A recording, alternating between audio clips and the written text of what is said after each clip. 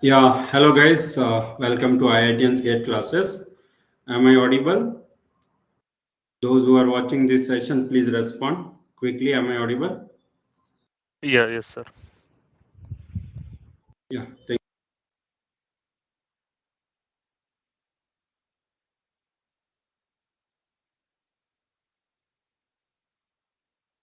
Yeah, guys, let's start. And those who are watching this session on YouTube also, please respond. Those who are watching in YouTube, they can respond in chat. So, guys, how is the Joe's paper was moderate, right? Yeah, perfect. So, guys, quickly, I will, provide my input based on feedback we got from IGC students and other people on different platform. So, today's session is all about post-paper analysis for GATE 2025 Aerospace Engineering paper.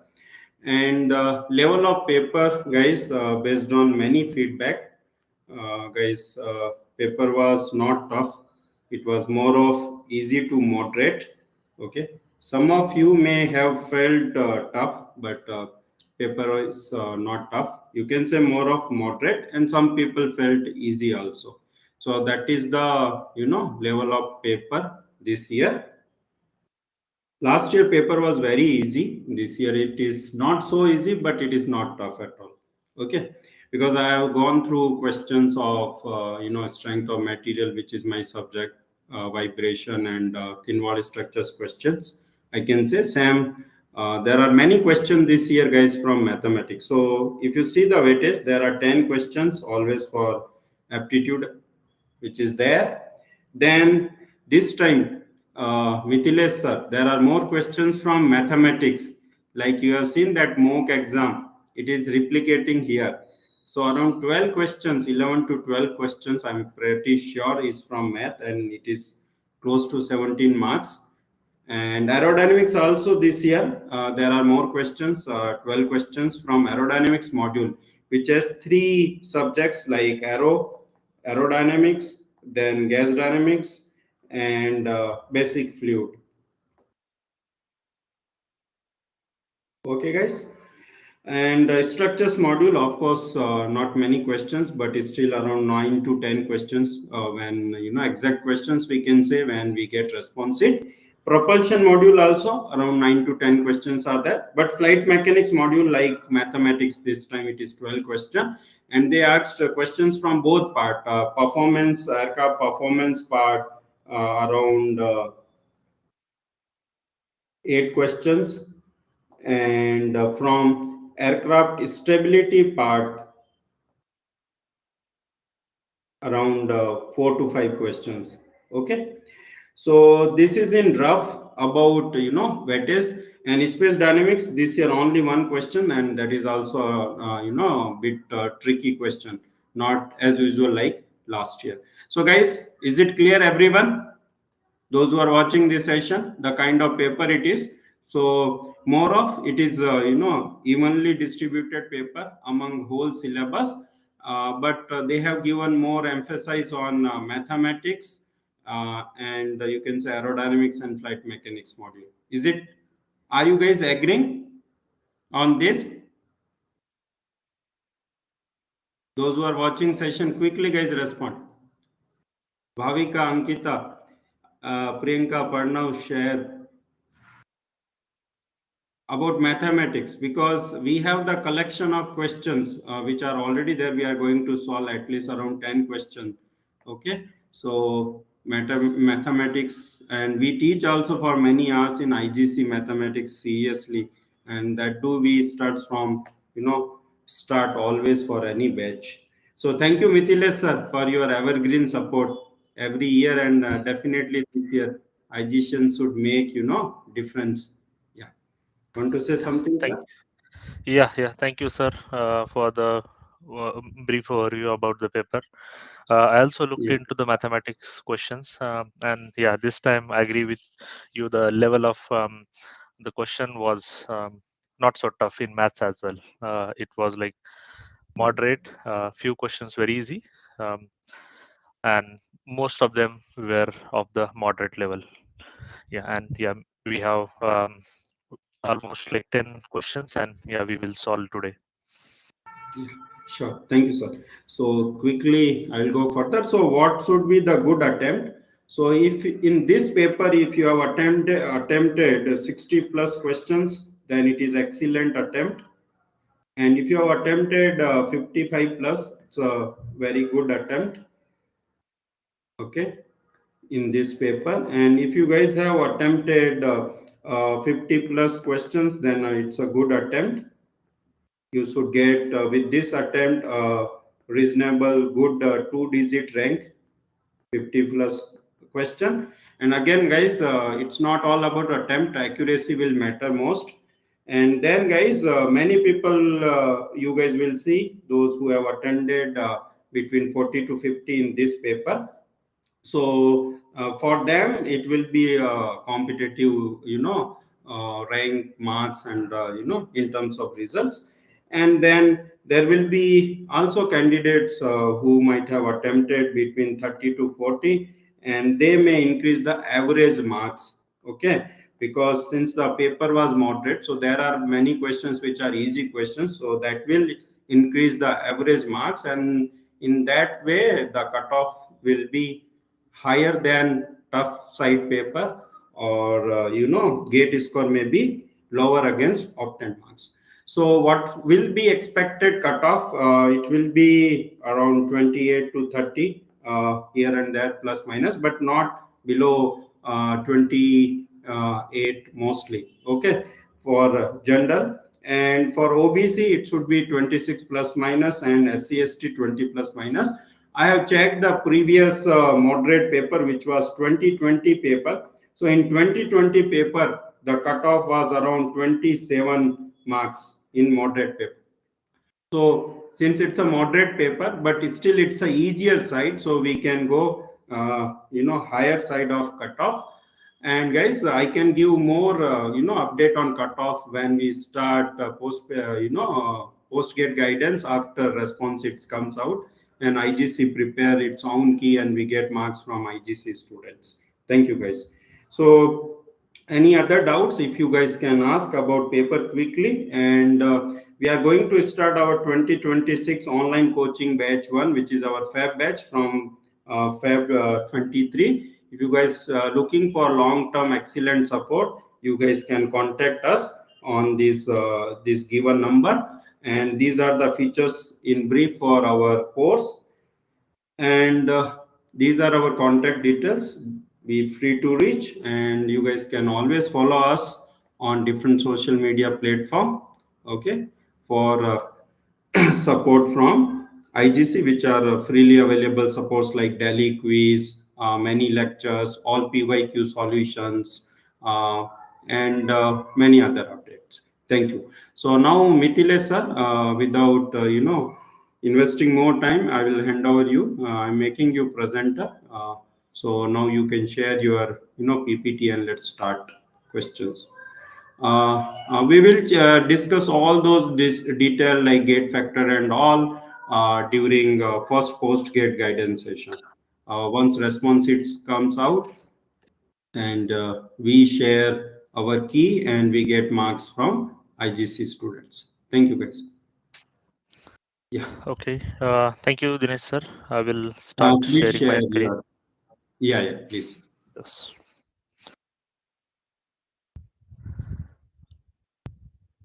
Okay, could you please confirm if you are able to hear me properly and see my screen so we can continue?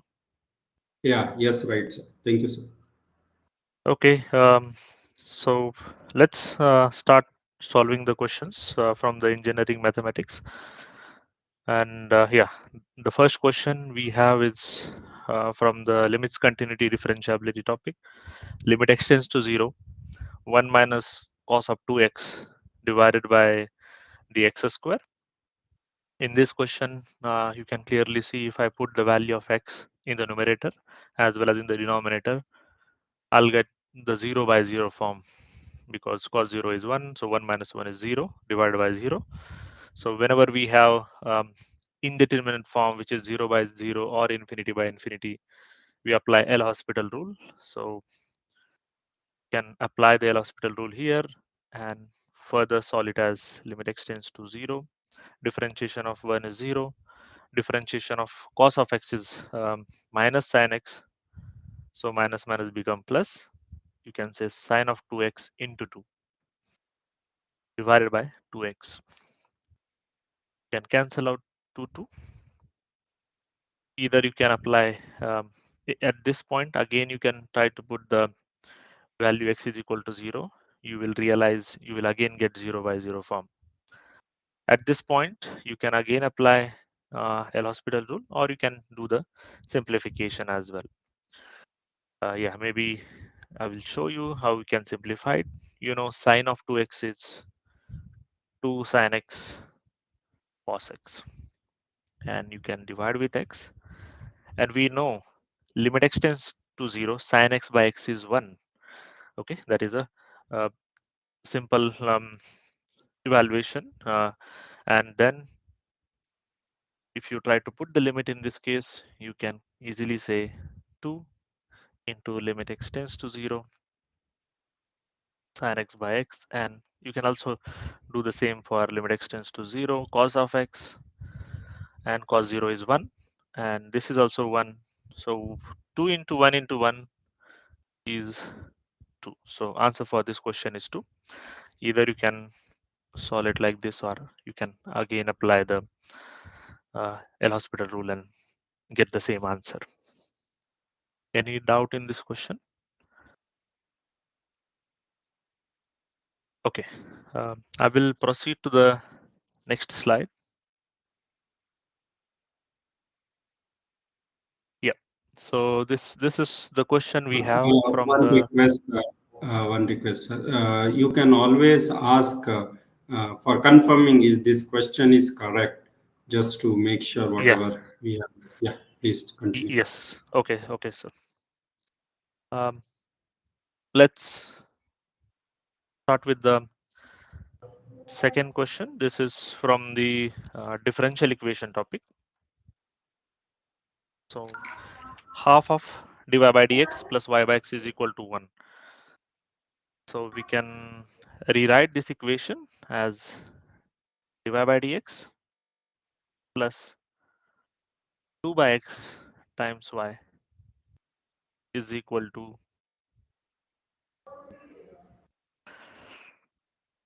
everyone agree with this question? Is it like do you think, or is it same, or was there any uh, different coefficients or the signs? Please put your comments in chat.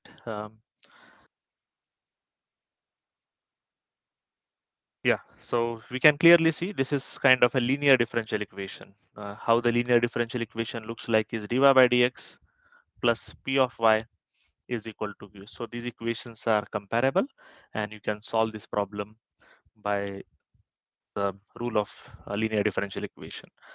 To solve the linear differential equation, we have to calculate the integrating factor, and that is e to the power integration p dx. And this is your integrating factor, and it will be e to the power integration 2 by x dx, and it will be 2, sorry, e to the power 2 ln of x, which will be e to the power ln of x square, and you can directly write it as a x square. Okay, so x square will be your integrating factor. Now the solution part. Solution of the linear differential equation is y into integrating factor is equal to integration of q into integrating factor. So our q is 2 in this case, and integrating factor is x square, okay, dx. And if you further solve it, it will be yx square, that is equal to 2x cube by 3 plus the integration constant c. They have given us y of 1 is equal to 2 by 3. So when x is equal to 1, y value is 2 by 3. So 2 by 3 into 1 is equal to 2 by 3 into 1 cube plus c. This implies the value of c has to be 0. And you can put it into equation number 1 again, and you can write this as the general solution of this differential equation is yx square is equal to 2 by 3x cube. You can cancel out x square on both the sides. So y is equal to 2x by 3 is the solution. What they are asking us is y of 3. So when x is equal to 3, they are asking us to find the value of y. So y of 3 will be 2 times 3 by 3. 3 gets cancelled, so we'll have 2. Again, answer is 2 for this question. Okay, thanks, Sahil, for confirming the question. Anyone have any doubt in this? Feel free to ask. This was again an easy question based on the linear differential equation. I will proceed to the next slide.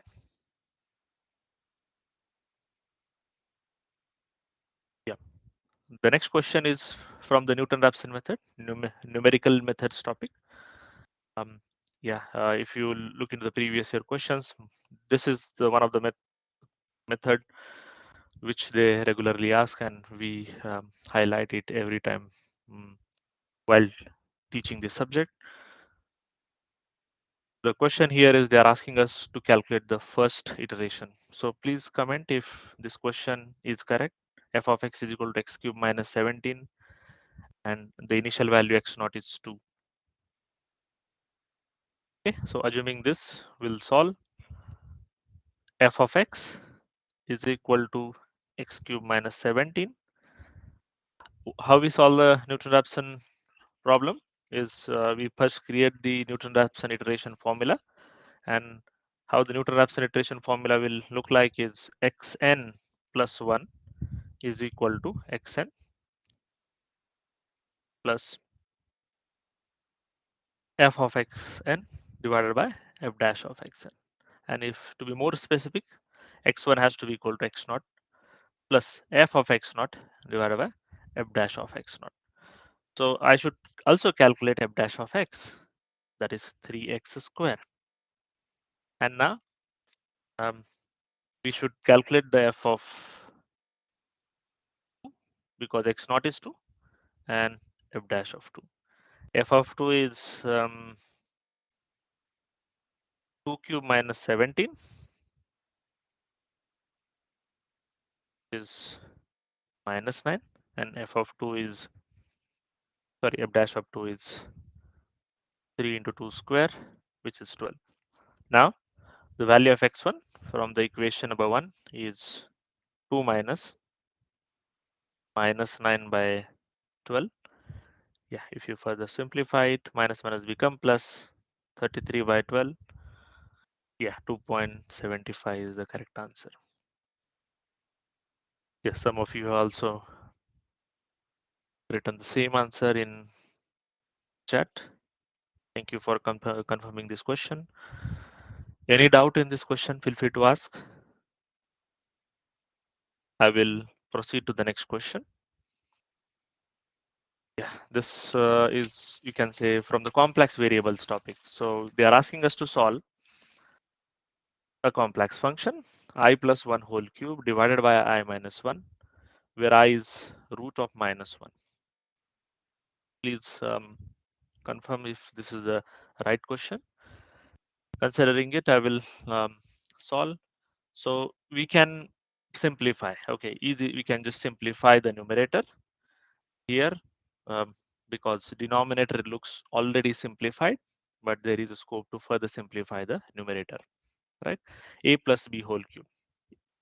So you can use it, and you can try to solve this. So right, yes, okay. Thank you for confirming it. let's solve it. So a plus b whole cube formula you can apply here is a cube plus 3a square b plus 3ab square plus b cube, right? So using this, what we can say is my numerator will be I cube plus 3i square plus 3i into 1 square plus 1, right? Because 1 cube, and then the denominator will keep it as it is, I minus 1. You can further simplify it. I cube can be written as I into I square. So I square is minus 1, right? So I can write I cube as a minus I. Minus 3 times I square can be written as minus 3 plus 3I plus 1 divided by I minus 1. From this, again, we can further simplify. 3I minus I is 2I, and minus 3 plus 2 is minus 2 divided by I minus 1. So again, if I am able to take 2 common from the numerator, I minus 1 term you will have in the numerator, and I minus 1 gets cancelled, and you will have answer as 2. Yeah. Okay, everyone got the same answer. I think, yeah, Harshal, you got 2. Others, if you have any doubt in this, you can put your comment in chat.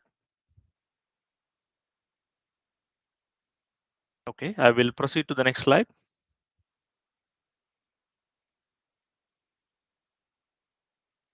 The next question we have is from the partial differential equation. So we have a partial differential equation, and we have to confirm or we have to select the right choice. This partial differential represents what kind of curve, whether it is elliptical, parabolic, or hyperbolic. Okay. So by calculating the discriminant delta value, in this case, we can solve this question. The general representation of second order partial differential equation is A dou 2u by dou x square plus B dou 2u by dou x dou y plus C dou 2u by dou y square.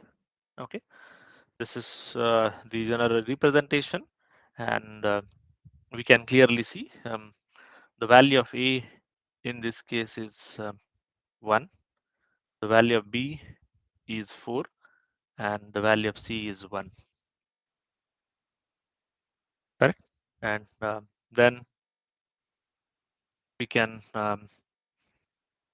calculate the discriminant delta. The value of delta is B square minus 4 times AC. B square is, and depending on the delta value, we can decide whether it is a greater than 0, hyperbolic. If it is equal to 0, it's a parabolic curve, and if it is a less than 0, it is a elliptical. In this case, B square is, of course, a bigger number, 4 square. So it will be the delta value which you will get is 16 minus 4, which is 12. Okay, so the value of delta is greater than 0. Hyperbolic is the correct answer. Option C you can consider as a correct for this question. Okay, is this question correct? The coefficients of dou 2u by dou x square, dou 2u by dou y square. I think here is a typo. It should be dou 2u by dou y square and dou 2u by dou x dou y. Please confirm. Okay.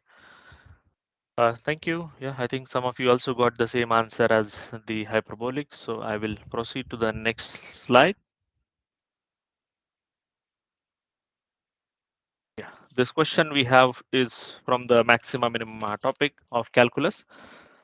They have given a f of x and they're asking us in the range 0 to 3, what is the maximum value of the function? Just look into the question. What we can understand, we can clearly understand the value of the function in between 0, 3 is 0 at all the values 1, 2, and 3. So at 1, 2, and 3, it is 0 because when you put x equal to 1, this term will become 0. X is equal to 2, this term becomes 0. And x is equal to 3, this term becomes 0. Correct? So in you can say in all the places, the value of the function is 0. Roughly, if the general trend is something like this, if I plot, okay, you can try to plot this function. Yeah, so answer I would expect maybe the maxima will be at let's say in between 1 to 2. Okay. Okay, so they said maximum value at x. Okay, so they are not asking the maximum. The correct question is maximum value of the function. Yes, correct. So they are asking us the value of x, right? So the question here is at what value of x the function is maximum, and as I said, the correct answer you will get it in the range of 1 to 2. So let's solve this question. F of x is x cube. Sorry, x minus 1, x minus 2, and x minus 3. Just do the multiplication and you can solve it. So it will be x square minus 3x plus 2 multiplied by x minus 3. And if you further simplify directly, I'll write it as 3x square minus 12x plus 11, or x cube minus 6x square plus 11x minus 6. Okay, so this is how our f of x will look like. F dash of x, okay, is 3x square minus 12x plus 11 equal to 0. And now, you have to equate it to 0 in order to get the critical points. So you already have two critical points. One is 0 and 3 because they have clearly mentioned close interval 0 to 3. But if you solve this, you will get two more points, and those are like uh, you have to calculate as a minus b plus or minus under root of b square minus 4ac divided by 2a. So it is 12 plus or minus under root of 144 minus 4 into 3 into 11 divided by 2a. So it will be 2. This will become 2 plus or minus. Directly I'll write. So 144. So 11 into so 4 into 3 is 12 into 11, 132. 144 minus 132, 12. And yeah, so 2 you can bring it out. You can keep 2 inside the root, sorry, 3 inside the root, and 2 will get cancelled. So root 3 by 3 you can write. Okay, so you have 2 plus root 3 by 3 and 2 minus root 3 by 3. These are the critical points, I would say. So now you can the other way is like you can double differentiate the function. So at this point you can solve it in two ways. Either you calculate the value of f of 0, f of so what is f of 0? F of 0 is clearly, if you look into this question, f of 0 is minus 6. What is f of 3? F of 3 is 0. So basically these are like negative values, and so it's okay if you directly focus on these 2 points. And now if I put f of plus root 3 by 2, root 3 by 3 and f of 2 minus root 3 by 3. Yeah, I think yeah, of course for this you will get a negative answer, and this is something. If you, what is this? This is nothing but if f of 1.4226, which is 1.423.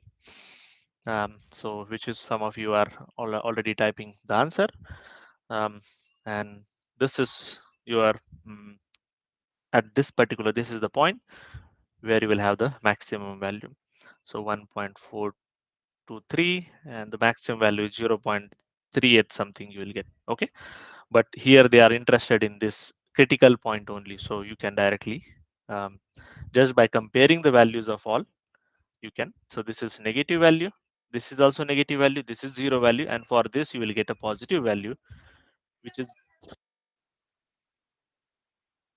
0.3839. Okay, so hence we can conclude that the value of x has to be 1.423. Okay, yes, most of you also got the same answer. I will proceed to the next slide. Next question we have is from the linear algebra. Find the eigenvalues of the matrix. Okay, very easy question. Please confirm if the numbers are correct, 1, 2, 0 and 3. Just by looking into the question, we can tell the answer. It's a upper triangular matrix. So if it is a upper triangular matrix or a lower triangular matrix or a diagonal matrix, scalar matrix, unit matrix, the eigenvalues are along the principal diagonal itself. So the answer is 1 and 3. Okay, it's a upper triangular matrix. Eigenvalues are along the principal diagonals. Okay, because 1 minus lambda, 2, 0, 3 minus lambda. Take a determinant of this, equate it to 0. You will get 1 minus lambda into 3 minus lambda minus 0 equal to 0. This implies lambda is to 1 and 3. Okay, but yeah, just by looking into it, we can solve. Yes, thanks for confirming. Most of you got the same answer. Okay, we have one question here. 1.42 or 1.43, which is correct answer? I think this is for the previous question. So yeah, maybe we can do the exact calculation. Root 3 by 3, you will get it as 0.5773. Okay, so 2 minus 0.5773 is 0.227. So I would say it as 1.422 or 1.423. Up to what decimal places they are asking us, depending on that, you can write it. Okay, so it 1.4227, 1.423. Okay, or 1.42, depending on how many decimal places they have asked, you can write the answer. Okay,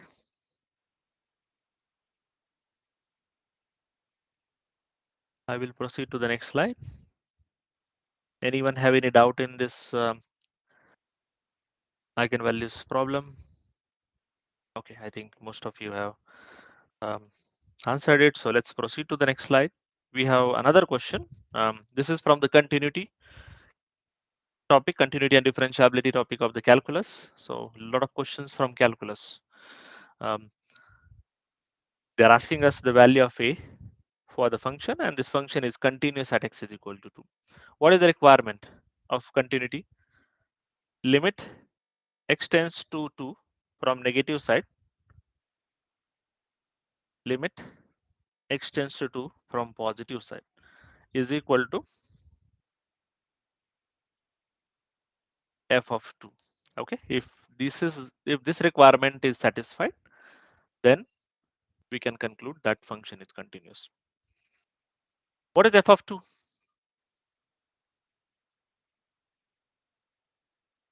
f of 2. So f of 2 is 1. For f of 2, you should consider this question, this option, because this is a function when x is greater than or equal to 2.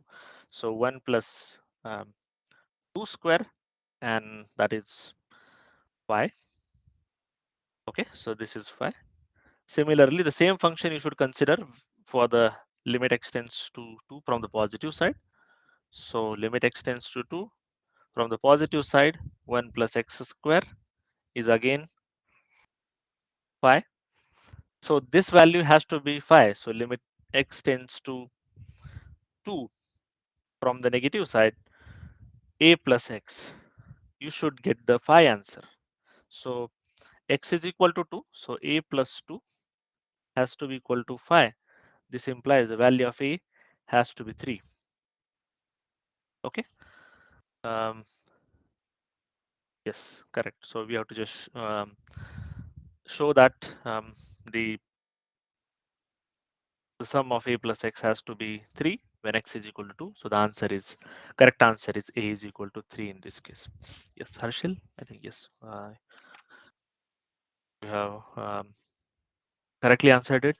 Others, can you confirm the question? Is it correct question?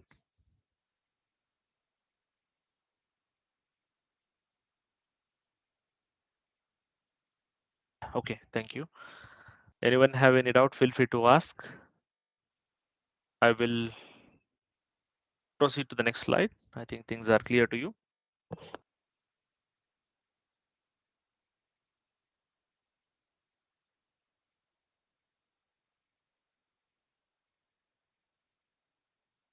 Okay. Yes. So the next question we have is from the linear algebra topic, and this question is about finding the number of solutions of equation. Okay. So they have given us the 3 equations. Matrix A you can create, which is a coefficient matrix 1, 3, 1, 1, 1, 0, 0, 1, 1. Okay, please confirm if this is correctly written.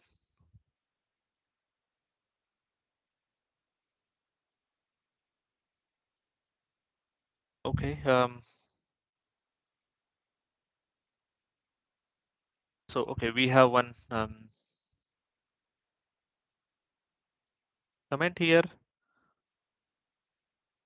from Herschel and our other student that yeah, we have to show infinitely many solutions.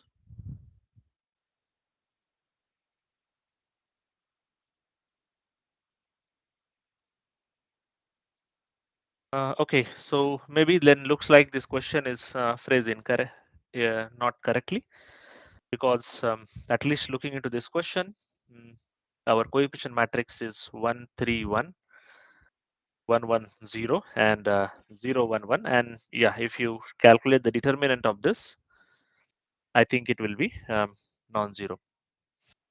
So Sahil is correcting us in this question. It is 2 instead of 3. Okay, here it is 2.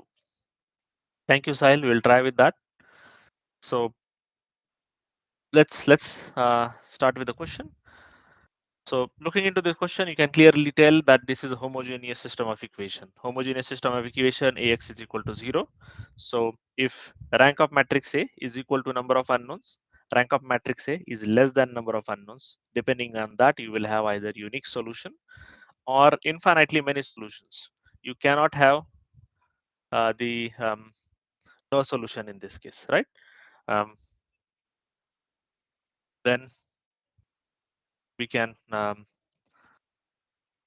solve this. Okay, we have again some correction. First row -1, 3. Okay, I think that comment is deleted. Let's continue with this question. If you have any other correction in this question, please do comment.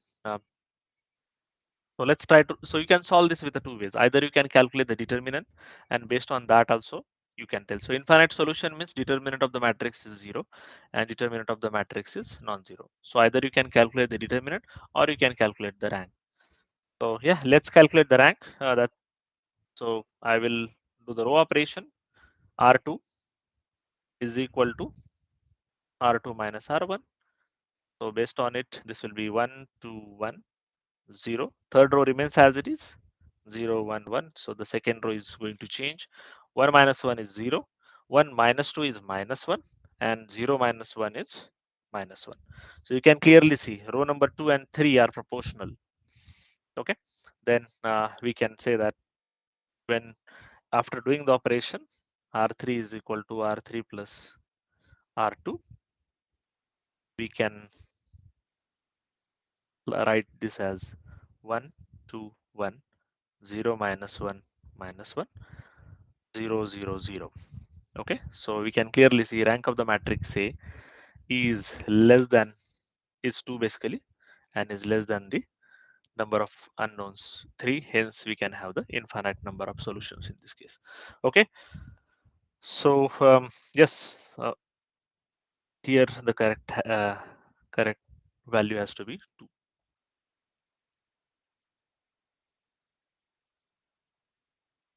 Yeah, correct. You can also solve it by determinant. Determinant of this matrix will come as a 0, and that is also the right way to solve it. Anyone have any doubt in this question? Feel free to ask.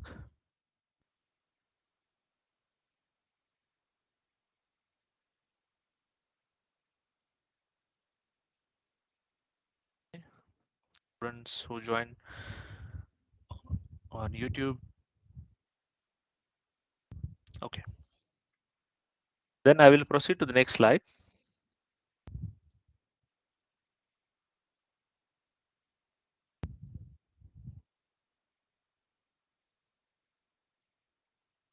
Okay, someone has commented unique. If this value is 2 in this case, if equations are like this, 1, 2, 1, 1, 1, 0, 0, 1, 1, you should have the infinite answer. Okay. If it is 3 here in place of 2, then it is a unique. So yeah, as some of you have corrected me to write it as a 2 in place of 3, yeah, that is giving us the infinite solution. I'll proceed to the next slide. Okay, this next question again from the linear algebra topic. The transpose of a real symmetric matrix A equal to. Very simple question. When we say a symmetric matrix, A transpose is equal to A. So um, maybe you just have to choose the appropriate answer here. The transpose of the real symmetric matrix A equal to the original matrix itself. Okay, is like original matrix itself. So this the correct option depending on how they have put the wording you have to choose, but the basic rule you know is A transpose is equal to A. Based on that you can decide it. Okay, anyone have any doubt in this question? Options were simpler, or where they have given any other difficult options? So yeah, here we just have this, and based on this can conclude the original matrix A. Okay, Harshal, yeah, thank you for confirming. I will proceed to the next slide.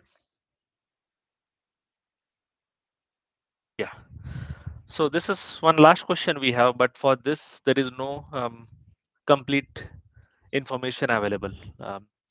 So maybe you can comment in our chat what was the actual question. We'll try to solve, because what this question says is 2 raised to the power x raised to the power 2 is equal to 27 raised to the power 3 raised to the power 2. Then find some two equations, but answer was 2 raised to the power 3. This was like the information we have received, but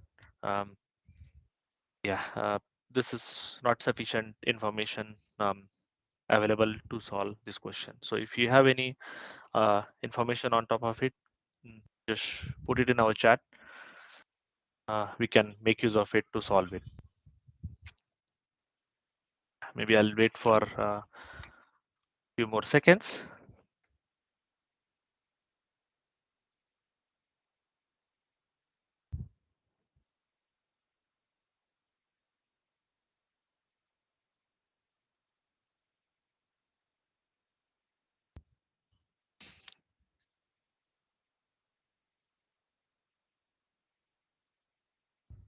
Okay, so we have some correction in this question. It was 3 raised to the power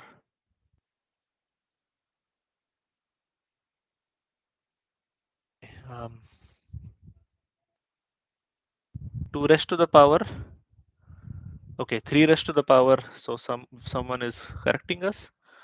It is 3 raised to the power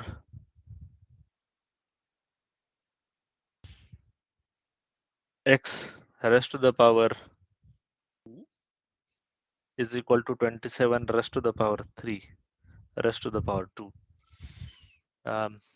Okay, and what was the question? Like what they were asking you to solve? They were asking us to find the value of x here, or what was the question? They were asking you to find the value of x, or was there any other question? Yeah, okay, considering this, maybe we can try to solve it. So 27 raised to the power 3 raised to the power. So can we write it as 27 raised to the power 9? Because this is not whole raised to the power 2, correct? So it's like 3 raised to the power 2. Okay, and maybe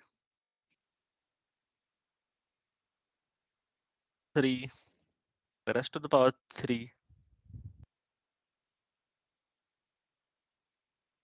Okay, so we have some comments here. After finding x, we need to satisfy the solution. The equations were given. Yeah, then I think it will be difficult to solve this question.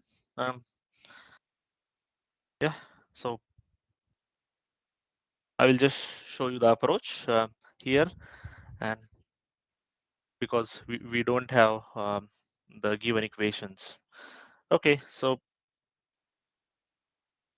you can try. So what we can try is try to bring the denominator, try to bring the base as 3 on the right hand side, and then it becomes easier for you to calculate um, the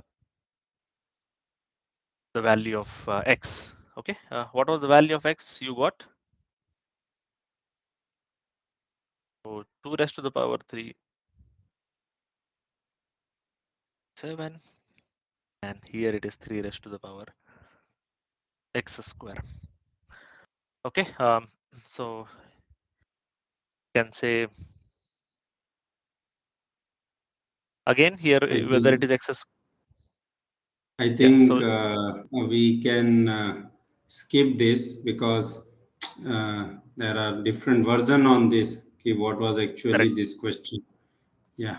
Yes, So something like this they can solve. We will see when correct. actual paper comes out to be. Thank you, sir. Yes. So I think Yep. this was last question, right? Yeah. Yeah. This was last question. Yes, I think most of you are commenting it as a 3. Then yeah, maybe it is x cube, and then you will get the value of x3, and based on that, you can do It the sort. seems to be aptitude question, right? Yeah, I think yes. I think it is from the aptitude. Yeah. So students, like as we have seen, most of the questions were falling in the category of moderate, or some of them were quite easier. None of the question was like very hard or very lengthy. So I hope you guys did it well. thank you for uh, joining this mathematics session. I will hand over to you, Dinesh sir. Yeah, thank you, sir. Thank you for your time and explaining neatly and clearly everything. Yeah, thank you. Thank you.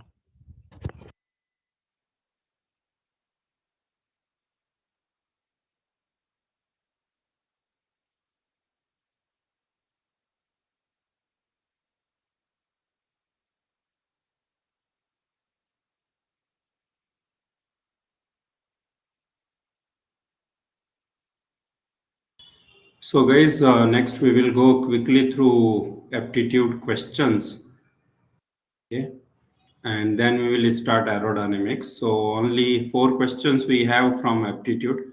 Out of that, also two are clear. Yeah, Chanakya, sir, now you are presenter. Please look into. Okay, yeah. Thank you, sir. Yeah, so we have four questions. Out of those four, we have like proper information on two questions, and the other questions, if you can help me, if there's any correction needed, that would be great. Let me.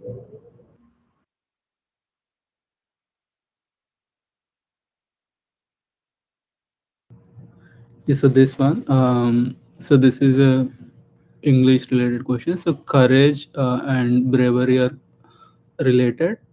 Then what is related with yawning? So we have the options longing, yawning, yelling, and we don't have the fourth option, but it's not required as well. So here, courage and bravery are similar synonyms, right?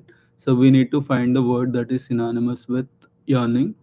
So if you look at the options, longing. So longing is basically something that we crave for, that we have a deep desire for, and yawning is kind of telling a story in a lengthy way, and yelling is like kind of shouting at someone.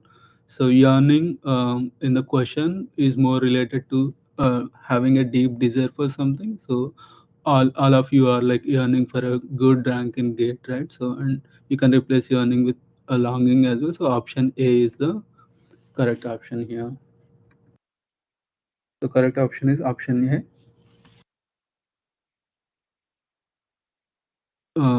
Is there any question from anyone on this?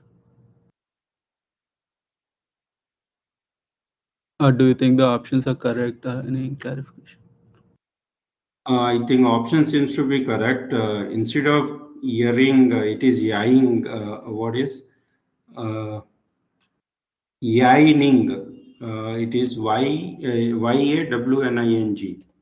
Okay, so In yawning is kind of like when you get sleep, like deep sleep, probably you yawn, right? So that is yawning. I don't think that's also relevant for here. So no, no, still the no, not option. option four. In question, is it correct? Instead of earring, yawning, I think no. Option fourth is glaring. They mention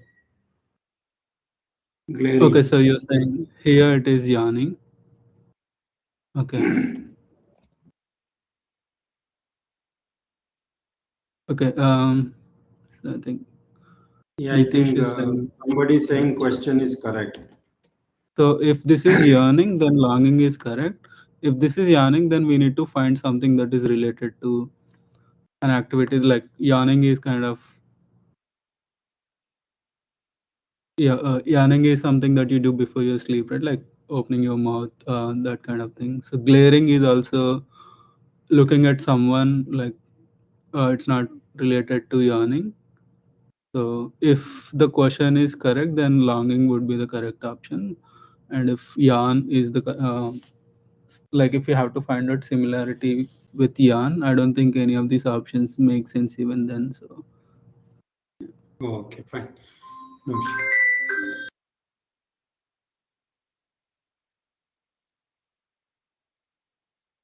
yeah, next we have this.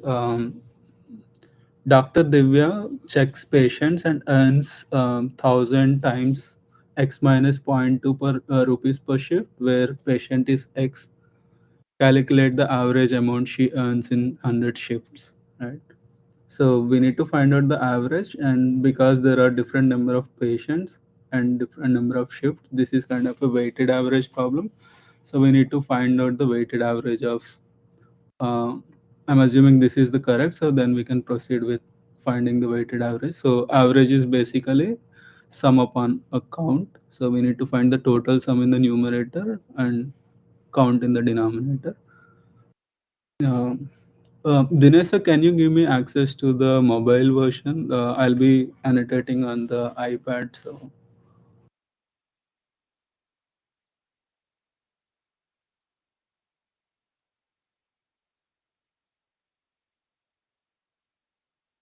Yeah, now you have, please. okay, yeah, thank you. I'm gonna use a different slide. Right, so if we look at the data once again, so we have so Divya checks 5 patients. She checked 5 patients and in 20 shifts, and Divya checked 6 patients in 40 shifts, 7 patients in 30 shifts, and 8 patients in 10 shifts. So uh, average is uh, sum upon count as a simplistic formula, but here the sum is a weighted sum. So if you look at the numbers once again, 5 patients into 20, and there is a cost involved as well, right? Like how much she earns, 1000 times x minus zero point 0.2, right? And so we need to find out the average. So count is simply 100, and whenever she checks 5 patients in 20 shifts, she would be earning 1000 into x would be 5 here, 5 minus zero point 0.2 in uh, in 20 shifts. Let me write the numerator separately. So 1000 into 5 minus zero point 0.2 in 20 shifts plus 1000 rupees into she visits 6 patients. Whenever she visits 6 patients, she will get 1000 into 6 minus zero point 0.2, and she does it in 40 shifts plus 1000 into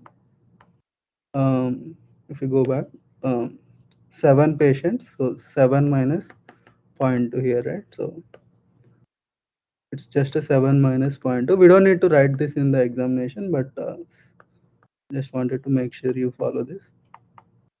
1000 into, again, she visits 8 patients in 10 shifts. So she will be earning 8 minus zero point 0.2 in 10 shifts. So if we do all of this sum, this is basically, you can keep 1000 out of this way. You don't need to do this 1000. You don't need to take 1000. And the denominator we have 100. We can simplify this as 5 minus zero point 0.2, which is 4.8. 4.8 into 20, which is 48 into 2, 96, plus this is 5.8. 5.8 into 40, so 58 into 4. 58 4, so 58 into 2 into 2, which is 116 plus 116, which is 232, right? And plus 7 minus zero point 0.2, which is 6.8. 6.8 into 3, which is 68 into 3.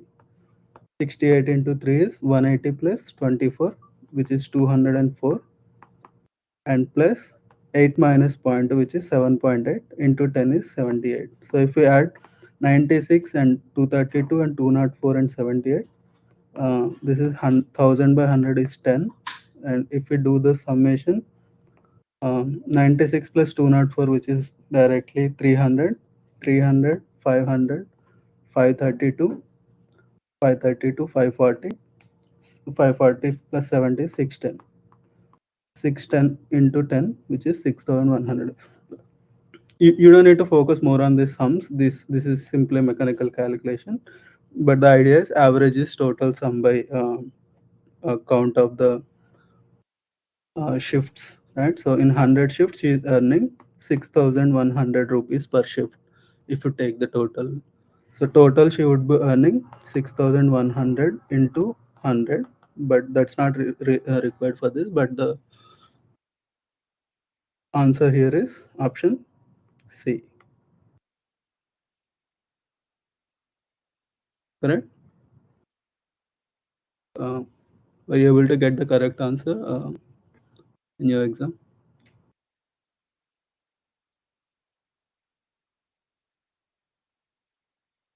Any clarifications needed for anyone? Yeah, I think many got correct answer for this. Yeah. Let's move Okay. next. And let's move to this third question. So here, I don't find too much information in this question, but if you can help me with like what these labels are, like, so here we need to find out P, Q, and R. So there's a triangle, square, and semicircle given in this figure, and 1, 2, 3, 4 PQ are labeled. But if there's any other information on whether there are any sites given, if you can recollect any such information, probably we can try to attempt this question. So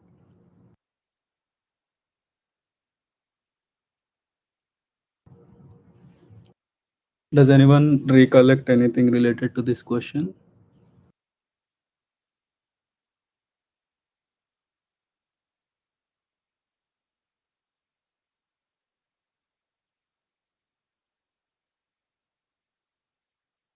Somebody is saying the semicircle is ellipse, but I don't think we'll able to make out of that. So I think it's this question is related to this, right? 3D, right? Not 3D. What you call this? Chanakya? Spatial aptitude. Yeah, spatial aptitude related. So Yeah. we can So, let's move to next question. yeah. If you have any information, please share in the chat. Meanwhile, I'll move to the last Somebody question. is saying it's summation of interactions. Okay. Summation of intersections. Yeah, I don't know what that. Okay, no problem. Okay. Let's move it. Yeah, let's look into this. Yeah, there's another question. So a dodecagon has 12 triangles from which we have to make square and tell how many triangles we need to form. I'm assuming form square from given triangle. Again, this is also not a full information. So dodecagon, maybe I can try to explain. Um, it has like similar to like triangle has three sides, square like quadrilateral has four sides, pentagon has five sides. Similarly, it's octagon, decagon, and then dodecagon is that is having 12 sides. So if we draw a figure having 12 sides, maybe so anytime if you draw a figure, you need to understand what is the internal angle, assuming all of the sides are equal, right? Um, so we can simply join these vertices with the center, and this will form 12 triangles internally. And because we know that 12 triangles make 12, each triangle has 180 degrees inside, the total angles inside this shape will be 12 into 180, but at the center we'll have 360. So if we subtract that, we will get the angle at each of these side angles. But here the question is how many triangles we need to make a square. So maybe I can continue this. So we'll have 360 degrees at the center and 12 sides, and we don't know the angle, internal angle yet. So this is like 12 into 180 equals to 12 into x minus 2 into this, sorry, plus. If you subtract this, this would be 10 into 180, which is 12x. X is 1800 by 12, which is 150 degrees. So at each internal angle, we'll have 150 degrees, right? And because this triangle will be splitting it in half, we'll have like 75 here, 75 here, and remaining 30 at the top. So each triangle in this dodecagon will be having 75 degrees, 75 degrees, and 30 degrees at the top. And this is an isosceles triangle, meaning two of its sides are equal, correct? So we'll have such 12 triangles um, having 75 degrees in two angles and 30 degrees at the other angle. And the question is how many triangles we need to make a square. So we all know that square will be having 90 degrees at each angle will be 90 degrees. So with 75, I don't know if the information is given correctly here or maybe some pieces are missing. With 75 right now, it's not feasible to make a exact square. We can maybe stack one triangle with the other triangle like this. But even then, we will not be getting close to 90. It's something around 75 if we make some adjustments. But if you remember or recollect further information, we can try to approach the question again.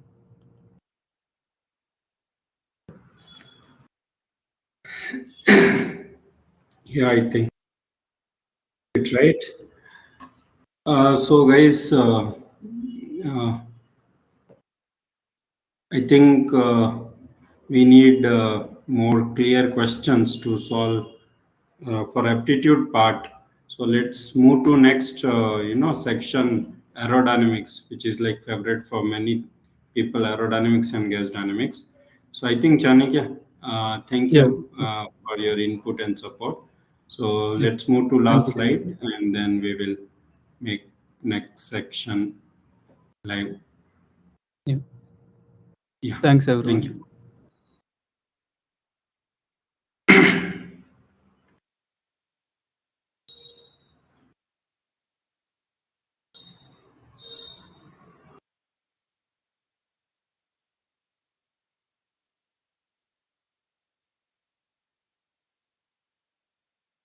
Yeah. So thank you for joining, Chanikya. We'll move to next session. Yeah. Sanjay, please. Yes. Am I audible? Yeah, you're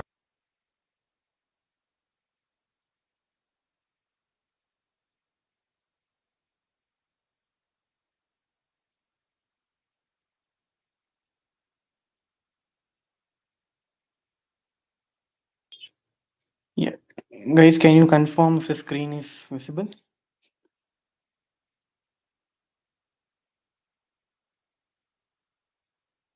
Thank you. All right. So, good evening, guys. So now you guys have looked at the solutions for math and aptitude part, and I can see that a lot of you guys are happily answering. So you've gotten most of the questions right. All right. So let's look at aerodynamics. So this time from aerodynamics module. So what we call as aerodynamics module is basically three subjects. That is fluid dynamics, aerodynamics, and gas dynamics. Okay, so from these three subjects, we club it into aerodynamics module. So from the aerodynamics module, this time there were around majority of the questions. So were like more than 12 questions.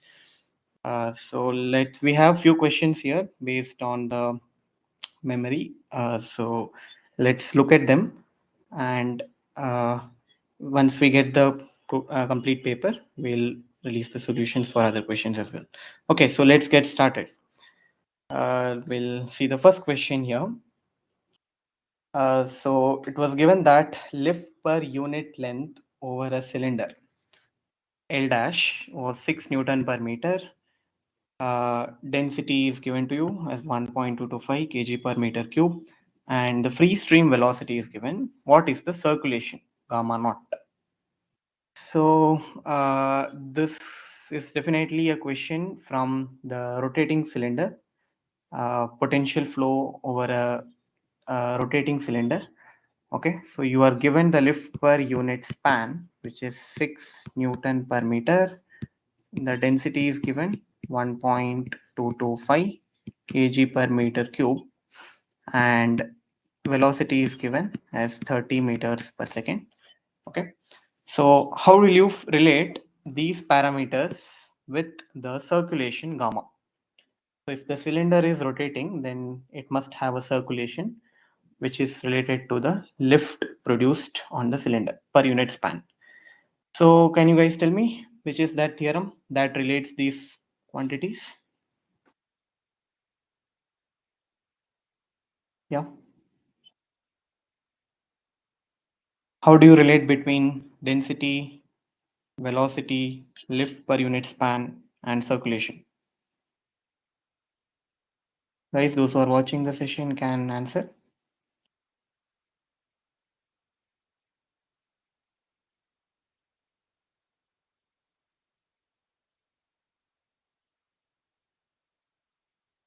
So how do you relate between these quantities? Very good, Sahil. So it is the Kutta-Joukowski theorem, right?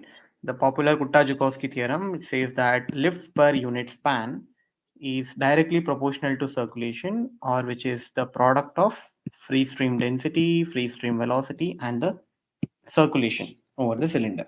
Okay. So you just have to use this data and find out gamma naught from here. So gamma naught is going to be lift per unit span by rho infinity into V infinity, which is, if you go as per the data given here, is 6 by 1.225 into 30. So what is the answer that you get?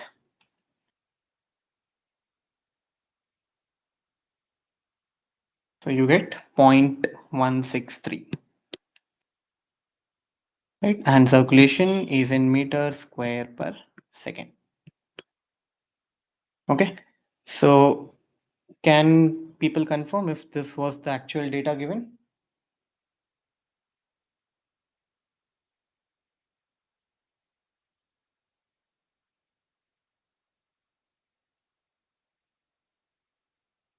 Was this the data? Okay, all right, so guys are already getting the same answer.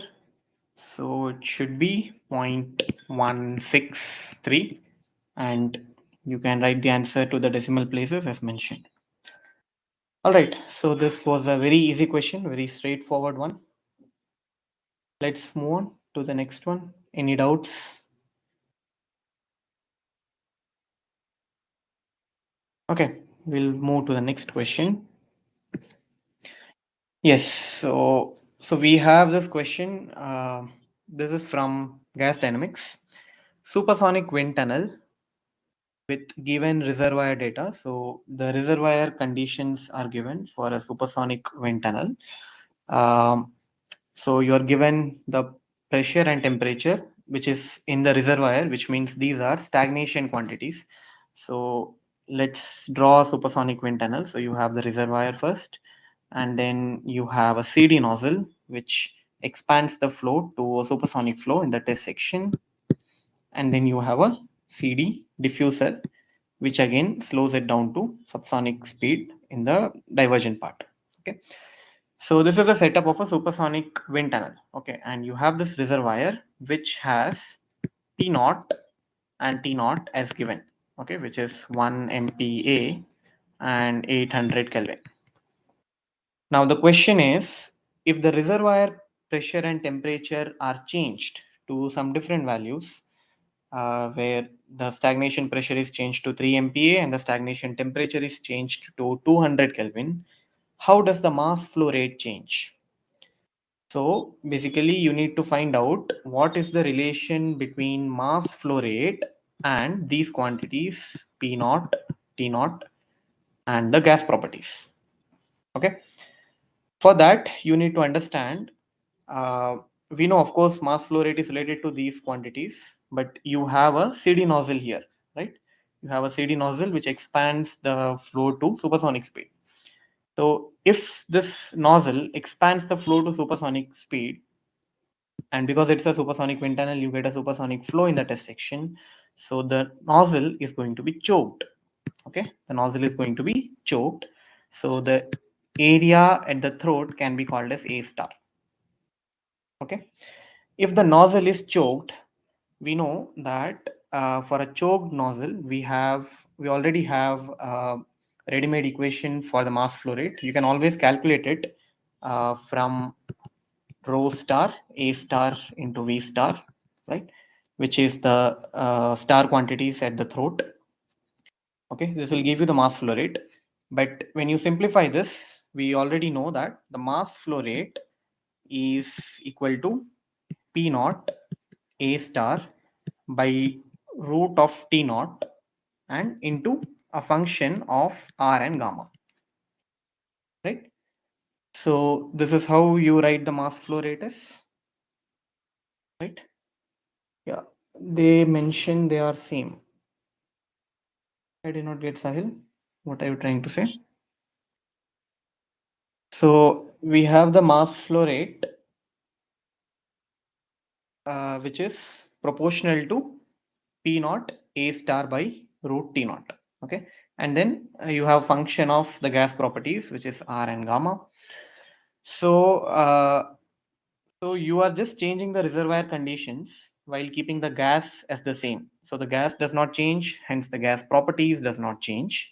So I can write that the mass flow rate m dot is proportional to P naught A star by root T naught.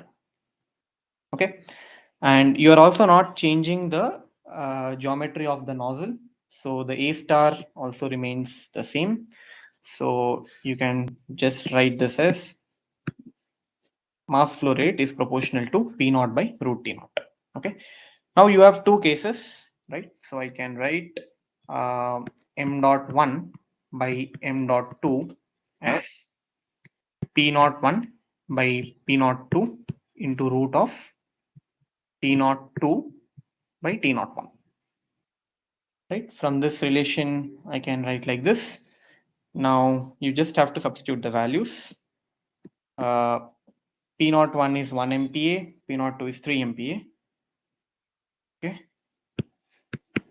And T naught 2 is 800 and T naught 1 is, sorry, T naught 1 is 800 and T naught 2 is 200. So this is 200 by 800. Okay, so you get 1 by 4. So this is 1 by 6. And m dot 1 is the mass flow rate in the first case is given as 2 kgs per second. You have to find m dot 2. So from here you can write m dot 2 is 12 kgs per second. Okay, so it's a direct relation between the mass flow rate and the reservoir quantities, which is the stagnation pressure and stagnation temperature. Can you guys confirm if this was the answer?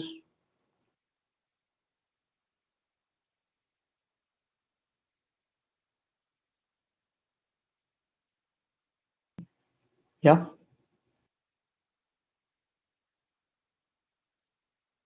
Okay. So yeah, Harshil and Vishwa have got the same answer. All right. Any doubts here? Can we move to the next one?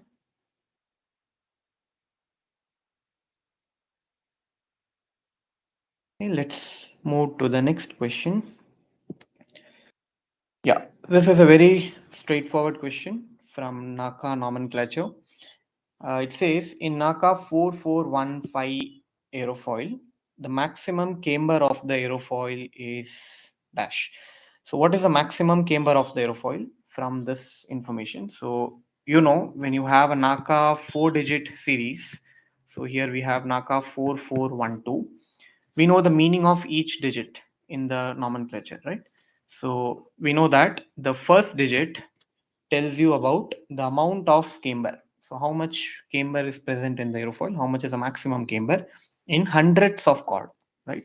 So the first digit is 4, which means it is 4 by 100 times the chord, which is 0.04 C. This is the amount of maximum camber that is in the aerofoil. Okay, this is the maximum camber. And the second digit in tenths of chord tells you the location of maximum camber. So it is 4 by 10 times C, which is 0.4 C, will tell you the position of the camber. So which means you have 4% of camber at 40% of the chord length. And the last two digits will tell you the thickness in percentage of chord. Okay. So yeah, if the question was to find what is the maximum camber of the aerofoil, then the answer would be 0.04 C. If the question is to find the location of the maximum camber, then it would be 0.4 C. So if you guys can confirm what was the question, if they asked for maximum camber or did they ask for the location?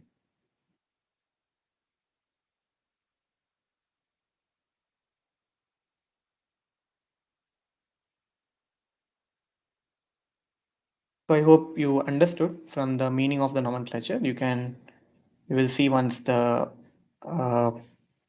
question paper is out.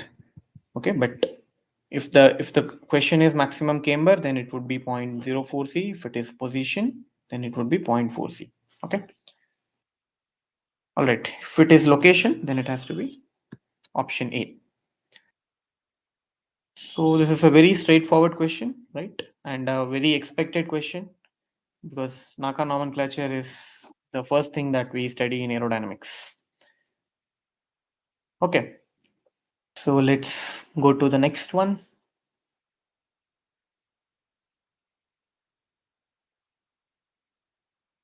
So again, this question is not very clear, but if you guys can tell me what was the data given, I can help you out with the solution. Perfect gas flows in a frictionless duct. Okay, so that is a flow without friction. It is an inviscid flow with heat addition. So you have a duct, there's a flow of a perfect gas, and there's a heat addition. So this is Q. So there's some heat addition. Upstream conditions are given. So you are given upstream conditions like static pressure upstream, static density, and velocity. I don't know what was this P1. Was it given, or P1 was 100 kPa? Okay, good. So P1 is given as 100 kPa, and P2 was asked. Okay, so P2 was asked. The downstream static pressure was asked, and the downstream velocity is 200 meters per second. Okay. All right. So although we don't need this information, but can you guys tell me, based on this information, is the upstream flow subsonic or supersonic? Is the upstream flow subsonic or supersonic?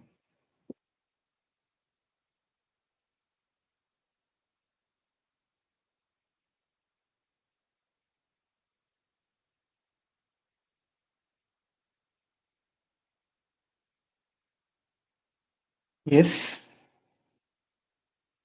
Rho 1 is also given. Yeah. So rho 1 is given as 1.2, but rho 2 is not given to you. So you don't know what is rho 2. Very good, Sanya. It is subsonic. How do you know it is subsonic? Because you see that the velocity is increasing, right? And we know that this is a Rayleigh flow problem, which is one-dimensional flow with heat addition, right? It is a one-dimensional flow with heat addition. So if you add heat to a subsonic flow, then the Mach number increases. It will tend towards sonic in the Rayleigh curve, so as to increase the entropy. Okay, so this is a subsonic flow at the inlet, which increases its Mach number. Okay, all right. But anyway, to solve this question, that information is not really required. If you are given upstream conditions, how do you find downstream conditions? We know that we have governing equations for that, right? So let's start from the governing equations. We have the mass conservation first.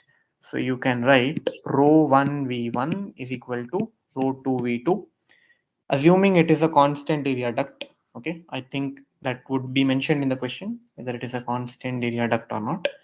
So this is the continuity equation. Then we'll write the momentum equation, right? So which is P1 plus rho 1 V1 square is equal to P2 plus rho 2 V2 square.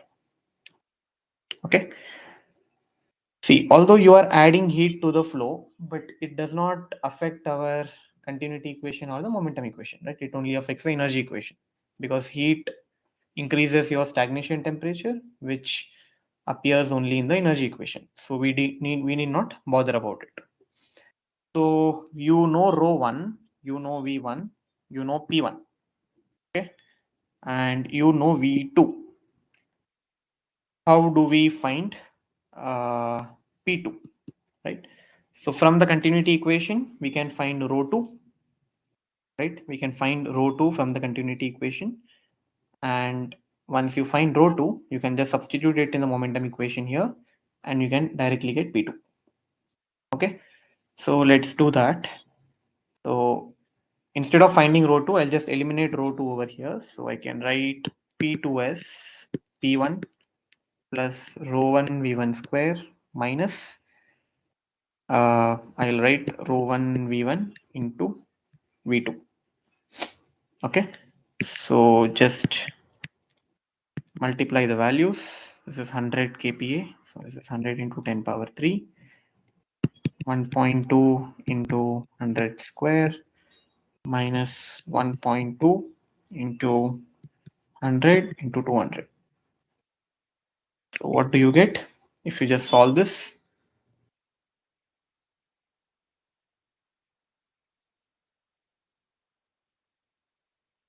They have asked stagnation pressure. So did they ask stagnation pressure at the downstream? Can you confirm? Was it static pressure or stagnation pressure?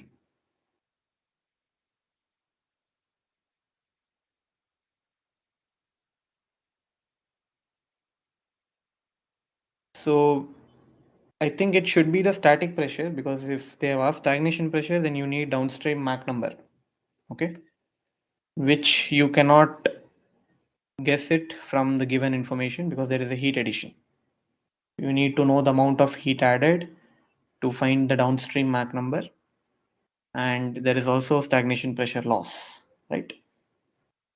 So with this information, you cannot find P02. It should be P2, right? Yes, static pressure. So what is the value? Can you calculate this?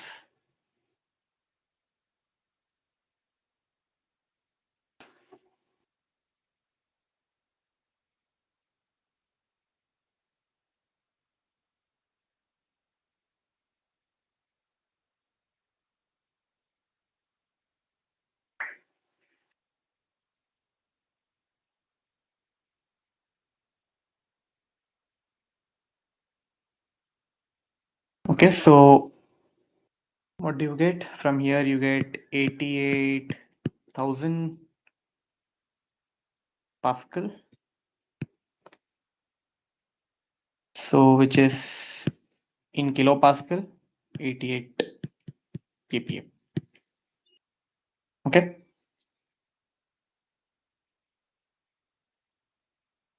Yeah. Can you confirm if this was the answer? If this is the data given, then this is how you should solve. So I've given you the approach. We can see the numbers once the paper is out. Okay, someone is saying density was given as 1. Okay, so you can just substitute 1 and check. All right, but I hope the approach is clear. We can see the final answer once we have the clear question. Any doubts here?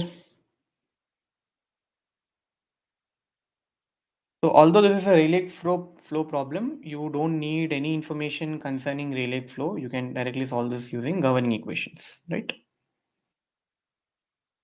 Yeah, Sahil. So it depends on what are the correct values here. So I have just calculated based on the values given here. Okay, we will look at the final answer later. Okay, let's go to the next question. Yes. So positive cambered aerofoil is oriented at 0-degree angle of attack. What is the representation with pitching moment? So can you confirm if this was the question? Positive cambered aerofoil is oriented at 0-degree angle of attack.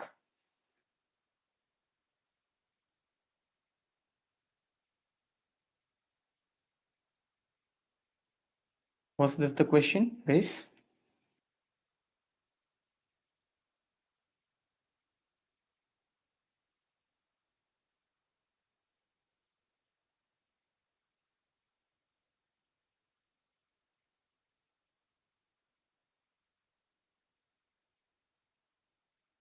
Was it 0-degree angle of attack or zero lift angle of attack? Okay. So I think someone says it is zero lift angle of attack. Okay. So let's go with this zero lift angle of attack. Okay. So if a positive cambered aerofoil is oriented at a zero lift angle of attack, so you are orienting it at alpha L is equal to 0, right? So your alpha is equal to alpha L is equal to 0.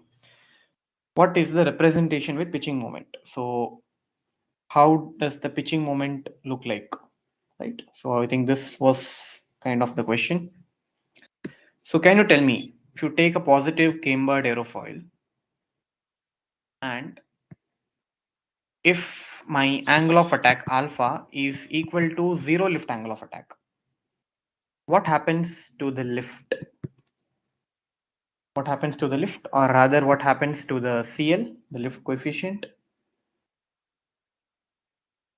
Yeah, what happens to the lift coefficient?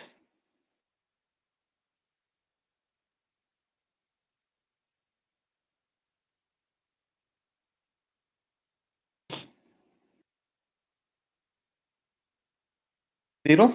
Very good. So the lift coefficient is 0, right? Because we know CL is A naught into alpha minus alpha L is equal to 0.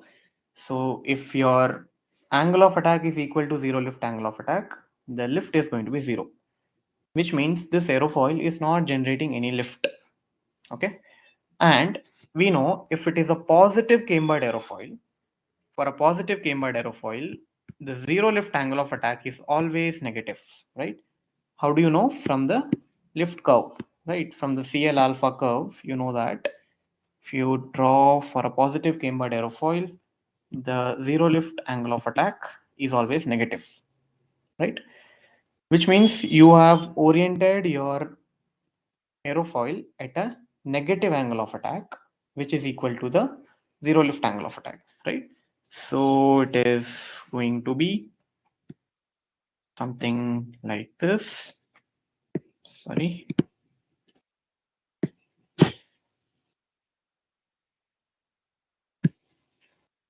Okay.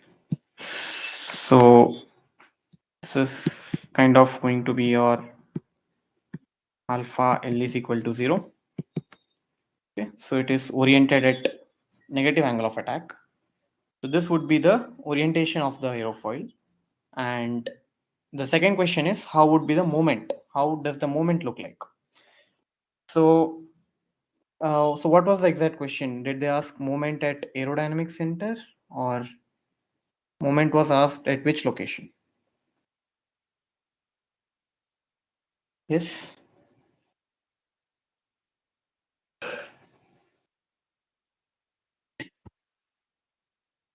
So what was the exact statement? Does anyone remember? Was the moment at aerodynamic center?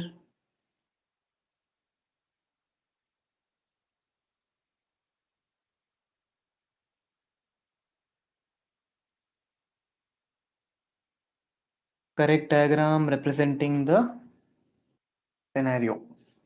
Okay, so they just gave the moment at a given point. Okay, all right. So if they have just given the moment at a particular point and it is not specified, let's assume it is the moment that acts at the aerodynamic center. Okay, so if it is a moment about aerodynamic center, you know by the definition that the moment is not going to change, right? Because aerodynamic center means that the pitching moment is constant with respect to alpha. And because this is a positive cambered aerofoil, we also know that the moment about aerodynamic center is always negative, right? CMAC is negative. And what is negative as per the convention of aerodynamics? It is a pitch down moment, nose down moment, right? So it is the pitch down moment. Okay. If you look at the moment at aerodynamic center, right? So this is not going to change. Even if it is not aerodynamic center, if it is a moment at any other point, let's look at the relation. We know that moment at aerodynamic center is given by CMA minus CL into A by C minus XAC by C, right? So this relation tells you that the moment at any point A can be related to the moment at aerodynamic center and the given point. So in this case, because our CL is 0, this term just vanishes out. So you get the moment at any point A is equal to the moment at aerodynamic center. So which means if you orient the aerofoil at 0 lift angle of attack, at any point, the moment is just going to be the same, which is the moment at aerodynamic center. Okay, so yeah. So moment will be clockwise. Will it be clockwise or anti-clockwise?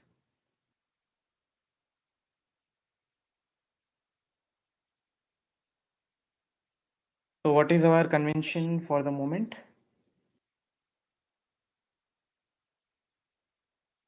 We know that the moment is negative, right? At aerodynamic center.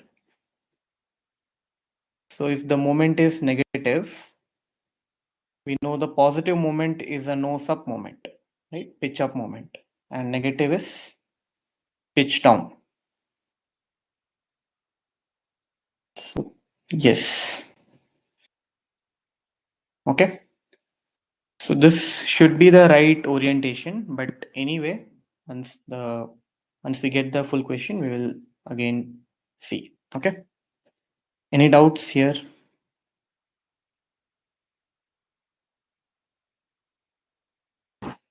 Any doubts? Okay. Then let's move towards the next question.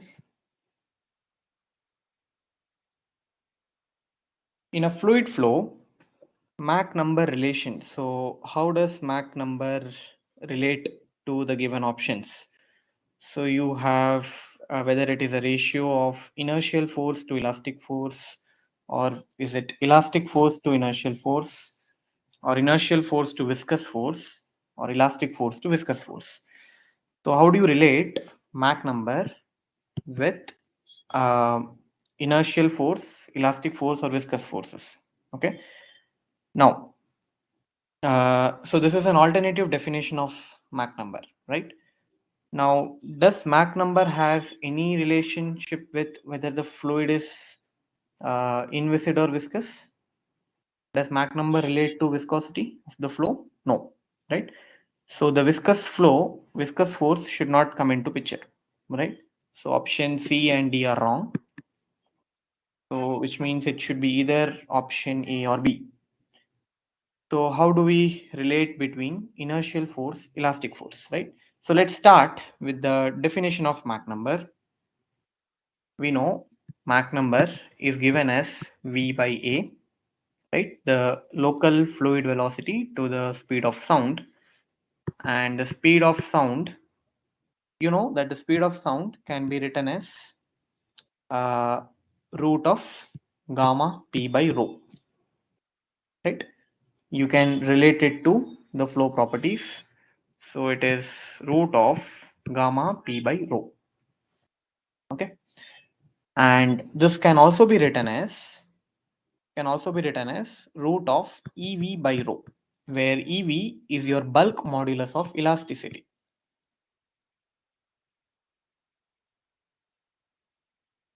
Okay.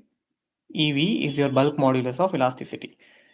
So bulk modulus of elasticity tells you that how much pressure you should apply to compress the fluid by 1% of its volume or density. Okay, so that is EV. right? So you can, this is alternative definition of speed of sound. You can relate it to EV. So if I write this as root EV by rho, and if I just adjust this velocity inside the square root, so I should be getting this as root rho v square by EV, right? Now, because EV is a bulk modulus of elasticity, this should represent the elastic force, right? This should represent the elastic force. And what is rho v square? Rho v square is the kinetic energy, right? So if it is a kinetic energy, then it has to be the inertial force, because once you have rho, the inertia term coming into picture, it represents the inertial force, which means Mach number is the ratio of square root of inertial force to the elastic force.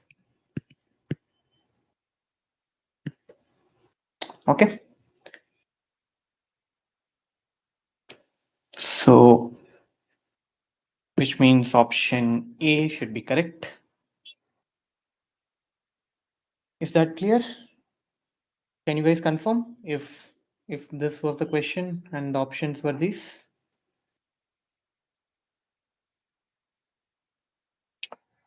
Yes.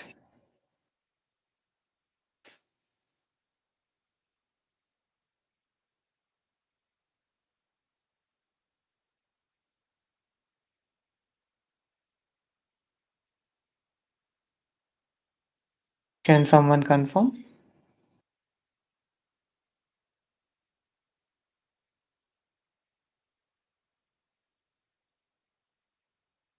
Okay, thank you, Harshal. All right, so let's move on to the next question. Yeah, so you have a ramp is given to you, which is inclined at 20 degree, and there's a supersonic flow of Mach 5, which is oncoming flow that hits the ramp, and there's oblique shock formation here. The pressure ratio across the shock is given, P2 by P1, which is 7.125.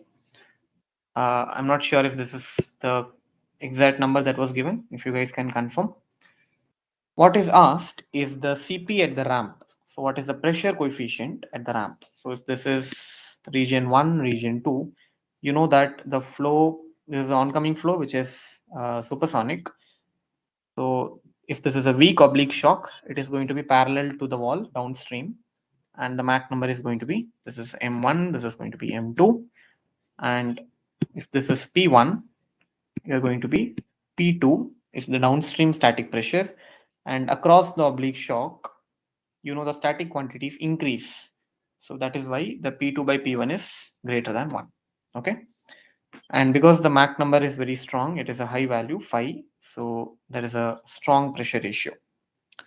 Now, how do you find CP at the ramp? So this is a very interesting question. It is actually an unusual question because they generally give incompressible flow, they give velocity, and they ask CP. Okay, but how will you find CP here? So recall that CP, the coefficient of pressure, is nothing but P minus P infinity by Q infinity.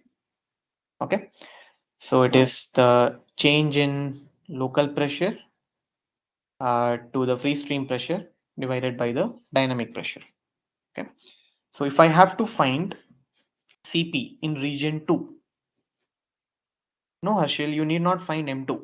So you are not given any relationship, right? So you need not find M2 beta, nothing. Okay, you can just use the data that is given here. So what is CP in 2? It is going to be P2 minus P1 by Q1. Okay, and what is Q1? This is P2 minus P1 by half rho 1 into V1 square. Okay, now you have P2 by P1. So let's take the ratio of let's divide by P1 on numerator and denominator. So you get this ratio here. This is half ρ1 by P1 into V1 square.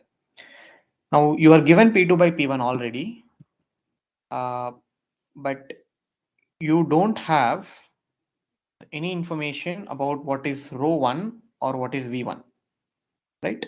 You don't know what is ρ1 or V1. So how are you going to eliminate this? For that, you have to just do a small manipulation over here. So multiply and divide by gamma and try to convert this velocity into Mach number. Okay. So if you do that and if you simplify, you are going to get Cp2 is equal to P2 by P1 minus 1 by sorry, this is going to be gamma by 2 P1 into M1 square. Okay.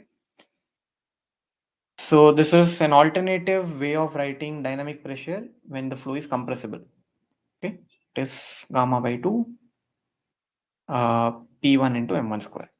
So now you have all the, we have written Cp in terms of all the data that is given to us for the upstream conditions. Just substitute the values. This is 7.125 minus 1, gamma is 1.4, and yes, we have divided this by P1, right? So there won't be P1 here. M1 square is 5 square. So what do you get?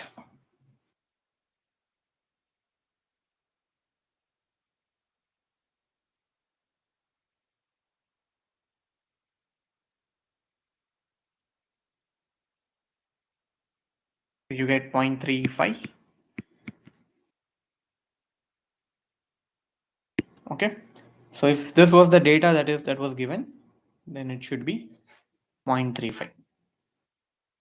That is the pressure coefficient on the ramp or behind the oblique shock. So although they have given you the theta value and all, you need not calculate the downstream conditions using oblique shock relations. Okay, you can directly use the formula of Cp. Is this clear? Did anyone get the answer for this question?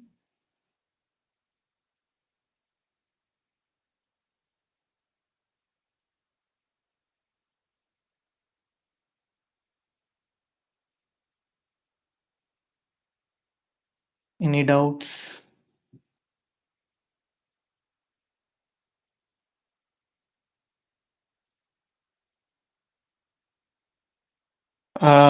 Yes. What do you mean by it is for incompressible? See, the definition of Cp is the same whether the flow is compressible or incompressible. So this is the global universal formula for Cp. You can apply it for both. Okay. But when you say the flow is incompressible, you can further simplify it down using the Bernoulli's equation. But here it is not compressible. Sorry, it is not incompressible, right? So you have to manipulate the terms accordingly. All right. So let's go to the next question. So this was an MCQ, but I don't know how was the question. How is Reynolds number related to laminar boundary layer thickness? So if it is the laminar boundary layer over a flat plate, we know that according to Blasius solution, right? Blasius solution is a closed form analytical expressions for flat plate boundary layer problem, laminar flat plate boundary layer problem, which gives us the values of the boundary layer thickness, the displacement thickness, momentum thickness, and various other parameters for a flat plate problem. So we know that according to Blasius solution, the delta by x, the normalized boundary layer thickness, is equal to 4.9 by root of Reynolds number, right? So if the question is how Reynolds number is related to delta, then then you can say delta is proportional to x by root of Reynolds number, or delta by x is proportional to Reynolds number power minus 1 by 2. So I don't know what was in the options, but this is how you relate Reynolds number with the boundary layer thickness. This was again a very straightforward question.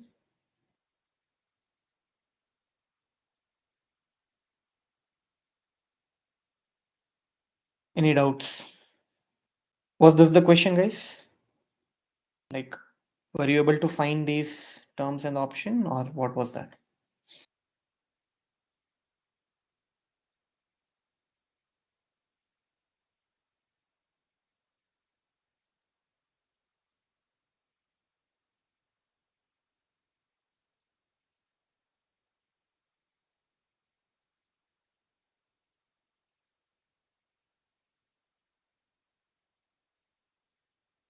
Okay, thank you.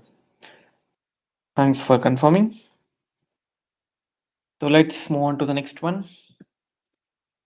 Yes, so this was a very interesting question, and I think this was a very, again, this has come from a topic which has not been asked before much. So let's look at the question. Span-wise distribution of circulation over a lifting surface is given as gamma of theta is equal to a sine 3 theta. So basically you are given the circulation distribution over a finite wing. Okay, so this is a question from the finite wing theory. Okay, and it is a sine 3 theta. So this is the distribution. A is a constant, y goes from minus b by 2 to b by 2, and it is, you can use this for transformation. The distribution of downwash is given as again a sine 3 theta by sine theta. Which of the following options is correct about the total lift L and the induced drag di? So if you guys recall, we have done this in the class. We have done something called as general distribution of circulation.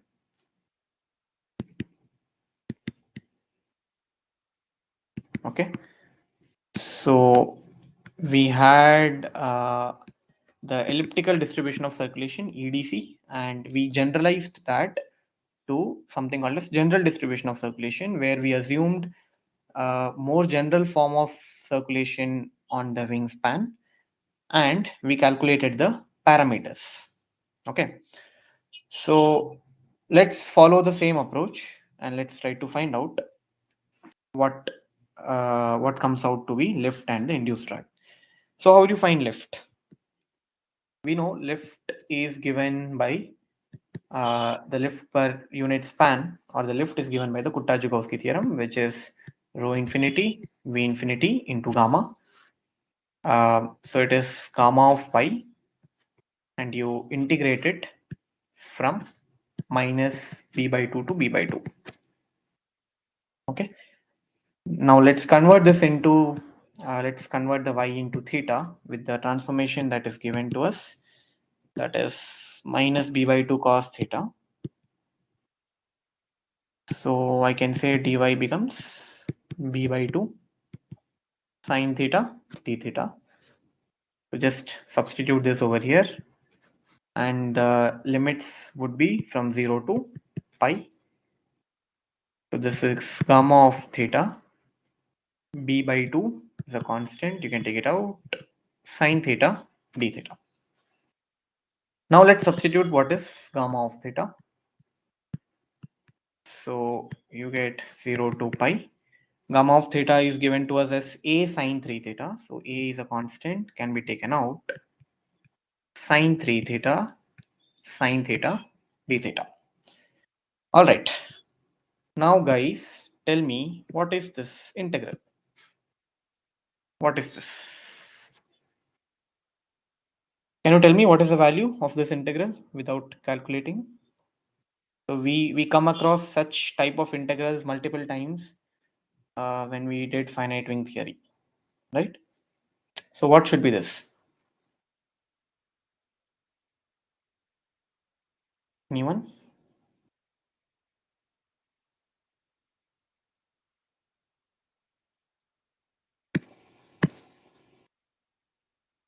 Yes.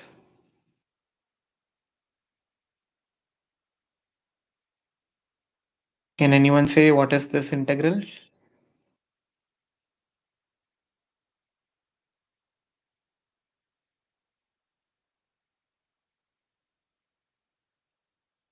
Okay, so we know that integral 0 to pi sine n theta sine m theta has two values, either 0 or pi by 2.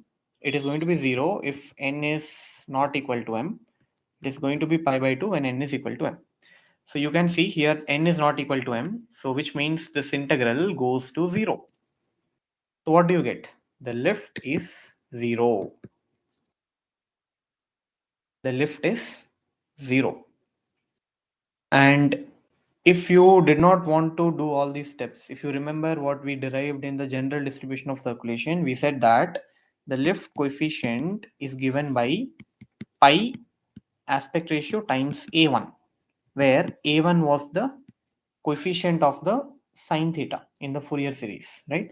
But you can see for the given distribution, we don't have sine theta, we have sine 3 theta, which means a1 is 0 for this problem. So if a1 is 0, your CL goes to 0, and hence the lift is 0. Okay, so lift is 0. Agreed? Yes, guys, agreed or not?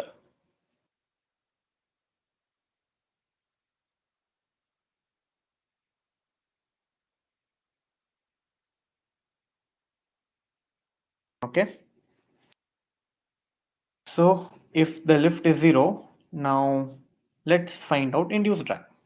We know that induced drag di is given as lift times the induced angle of attack alpha I, right?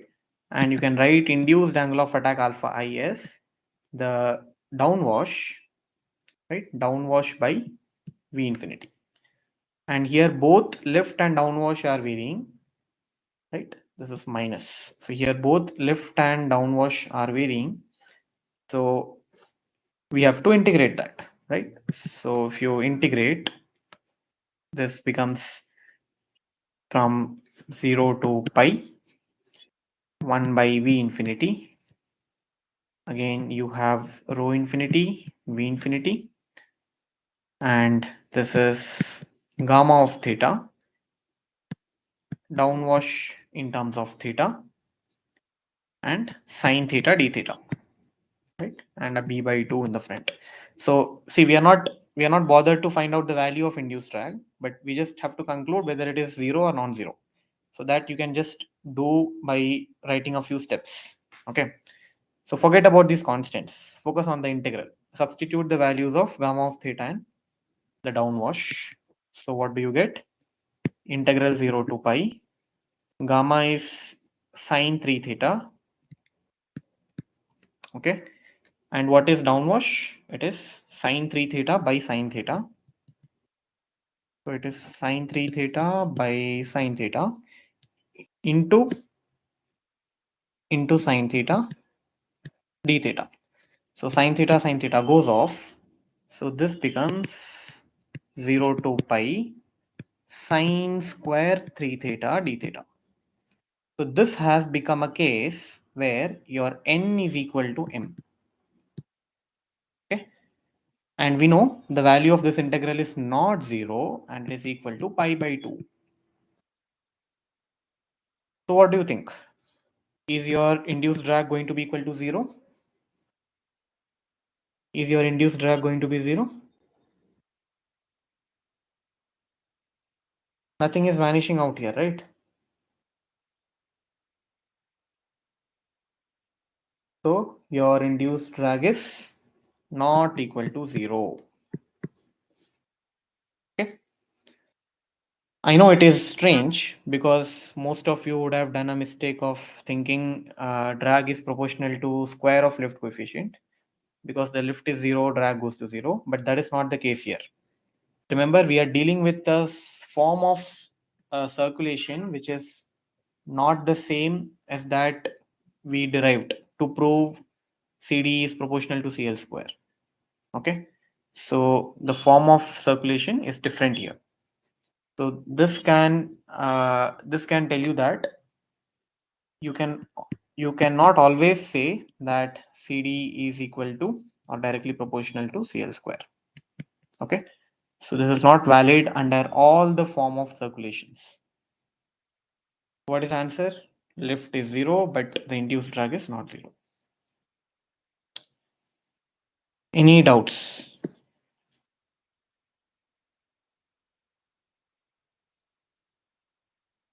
Is that clear, guys? Did anyone got this correct?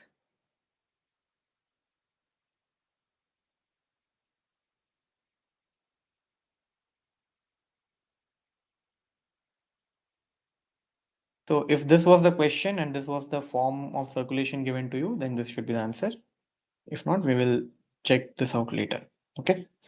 All right, let's go to the next question.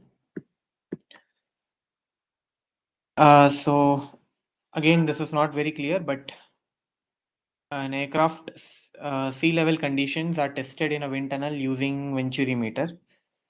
I don't know, it looks strange to me because you have wind tunnel Venturi meter. If you guys can confirm if this is the question. With area ratio 1.3:1. Maximum velocity of aircraft is given, whether the value was given or not. What is the maximum pressure difference between the inlet and throat of the Venturi meter? So basically you have a Venturi meter and this is the throat. This is the inlet, let's say. Okay, so inlet, throat. You need to find the pressure difference between 1 and 2. So what is P1 minus P2 max? If the aircraft is cruising at maximum velocity. So which means the max is going to be here at 2. Okay, this is V1, V2. So V2, was it given to you? Can someone confirm if V2 was given? Because you are given the area ratio. So A1 by A2 is given to you as 1.3. So you can write from continuity equation between 1 and 2. You can write A1 V1 is equal to A2 V2. It's a steady incompressible flow. So you can directly write down this. So from here you can write V2 by V1 is going to be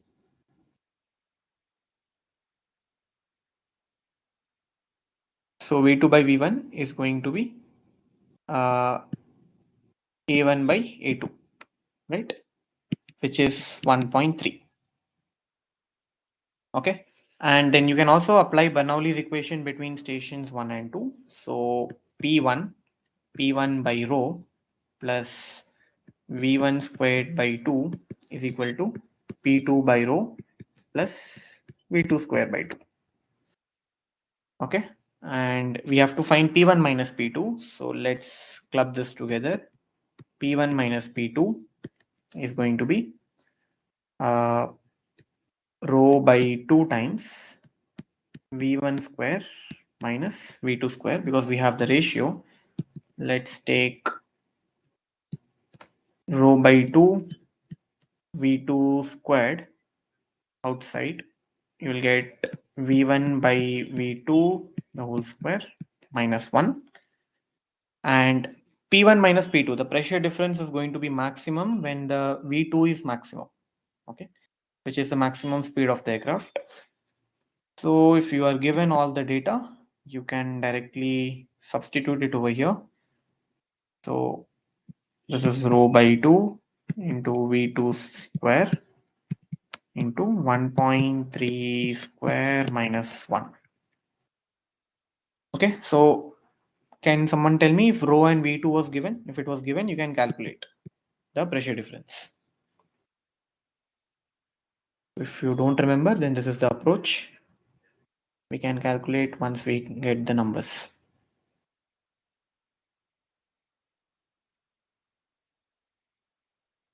All right.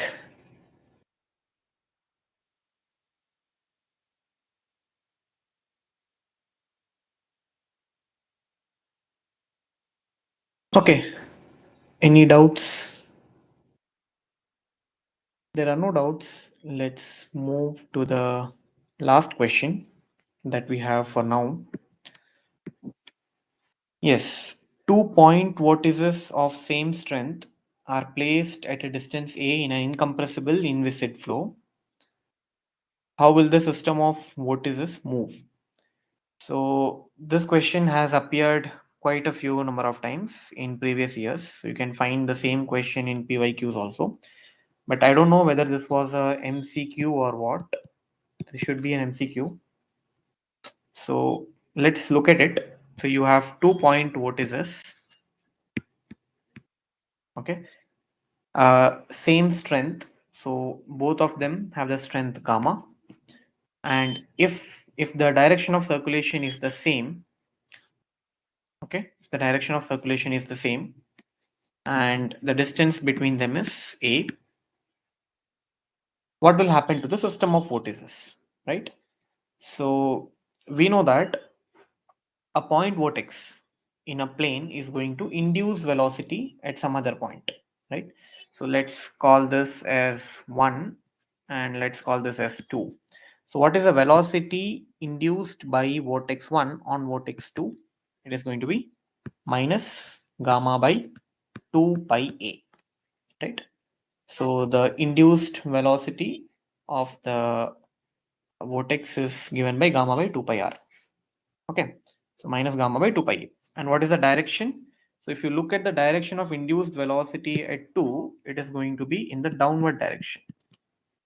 Okay, and similarly, the induced velocity of vortex 2 due to vortex 1 is going to be gamma by 2 pi a. Again, it is going to be the same.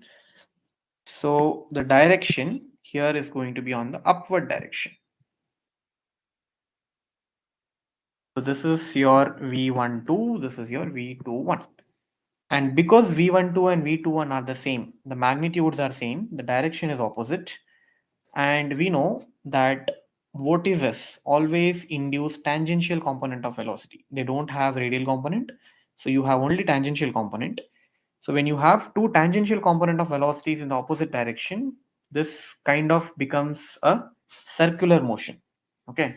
So these vortices are simply going to move in a circle with the center as the center of these center of the line joining the vortices. So a by 2 is going to be the center. Okay, so a by 2 is the center. With the center, they are going to move in a circular fashion. Okay, and the induced velocity at the vortex is going to be gamma by 2 pi a. So what is the direction? You can just look at the direction of induced velocity. It is going to be in this state. So it is going to be in anti-clockwise direction. Sorry, clockwise direction.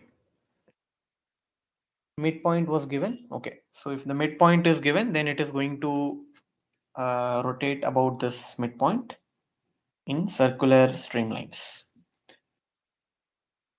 Okay, so we don't know what were the exact options, but this is the scenario. You guys can confirm if there was this option. If not, we will look into it once we get the question.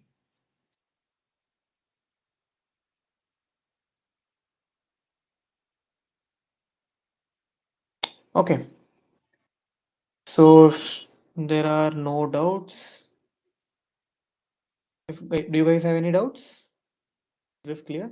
So there may be more questions from gas dynamics and aerodynamics, but for now we have only these many questions. So we will give you the complete solution once we get the full paper. Okay, thank you guys. I hope you guys were able to solve the questions in the exam. Okay.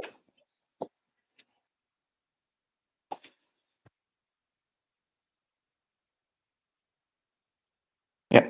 Over to you, Dinesh then. Rahul sir, you are present now. Please continue.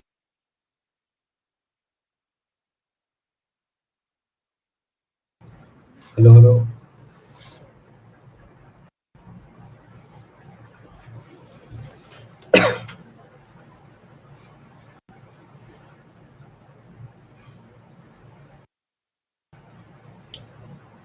All of you can hear me? Can anyone confirm, guys?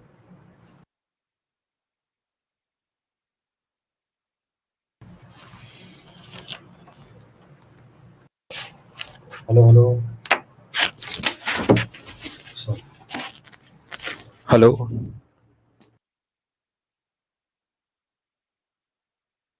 Anyone can confirm?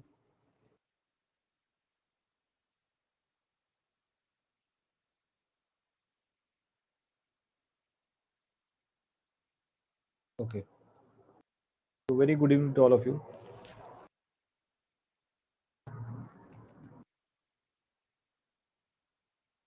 In this particular session, we will be discussing the solution of structure that is for GATE Aerospace 2025.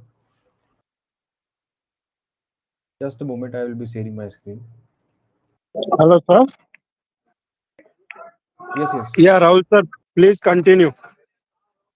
Yes, yes, yes.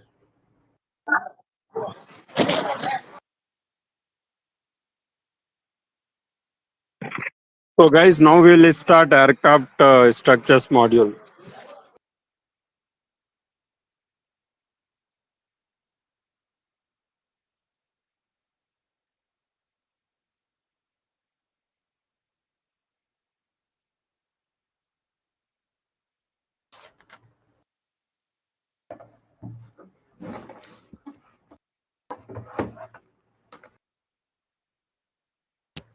So here, guys, we will be discussing the solution of strength of material first.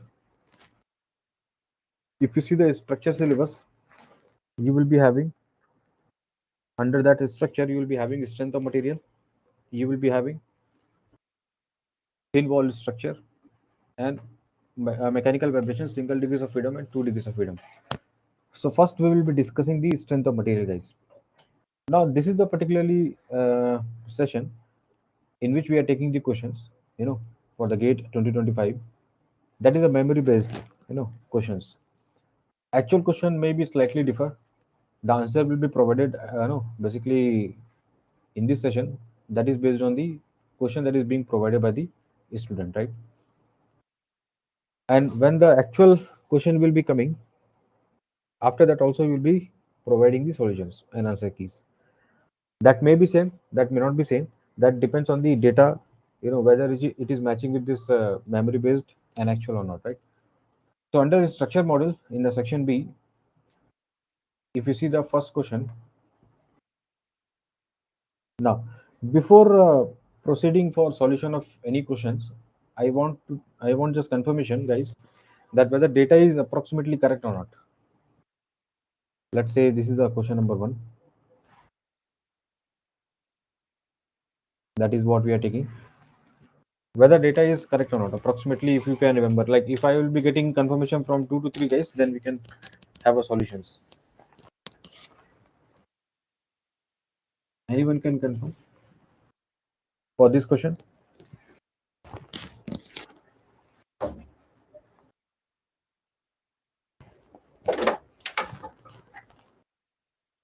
Yes.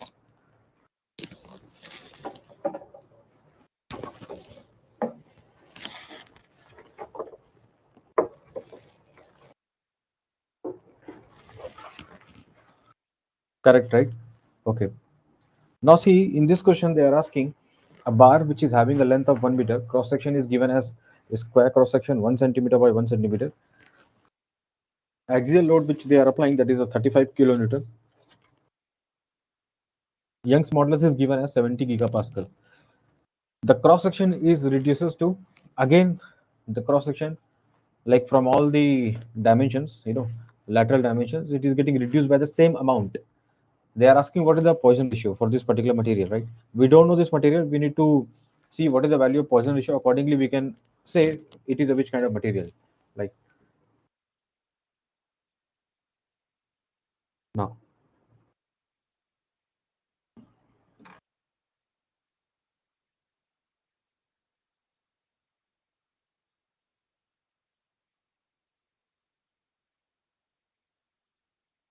coming to the solutions, as we know the data here, what is the solution of this question? They have mentioned the bar with the length of 1 meter, that is, we can take bar which is fixed at one end.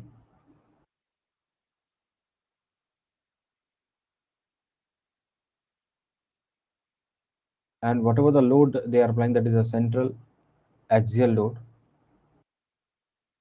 P, which is given as 35 kilonewton. And the cross section which they have given, that is square cross section. So this cross section is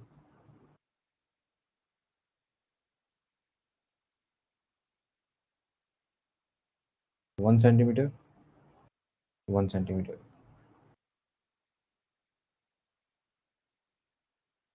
After this,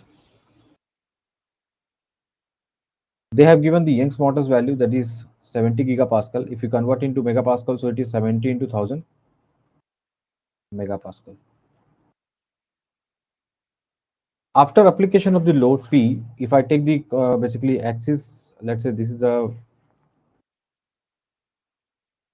this particular axis, let's say this is X, this is Y, this is Z axis. For example, X, Y, and Z. Now try understanding what I'm saying. First of all, try to calculate what is the Poisson ratio, nu minus of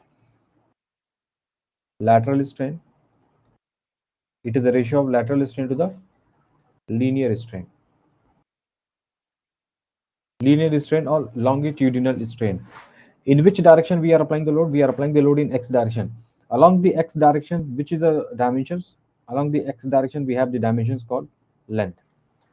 Let's say after application of the load, let's say the bar is getting deformed to this particular shape. The length is getting increased and the cross-section dimensions are getting reduced. This is the delta L, that is a change in length along the X direction. So that will become a, in this case, what is the linear strain? Linear strain or longitudinal strain?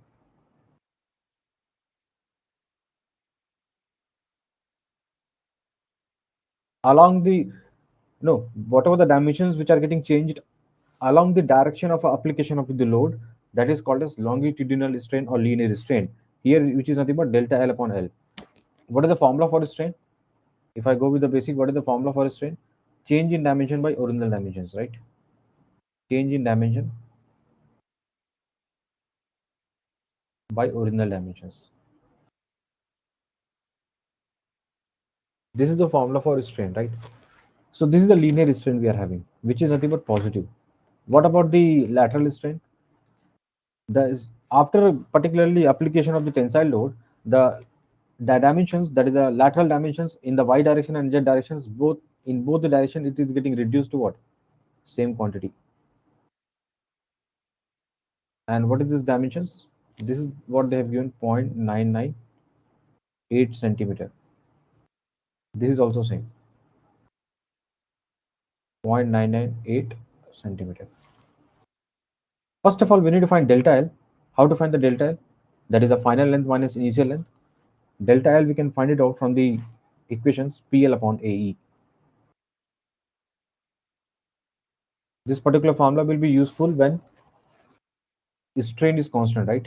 Uniform strain is there. Uniform strain is there. If anything is varying, we need to integrate. But here, load is constant, area is constant, area is also not varying. Young's modulus is also not varying. It is a constant for a given particular material along each and every sections. So delta L, if you find it out, P is given as 35 kilonewton. So P, I can add 35 into 1000 Newton. First of all, you try to convert everything in Newton mm so that you can find the values, this value in what? In mm.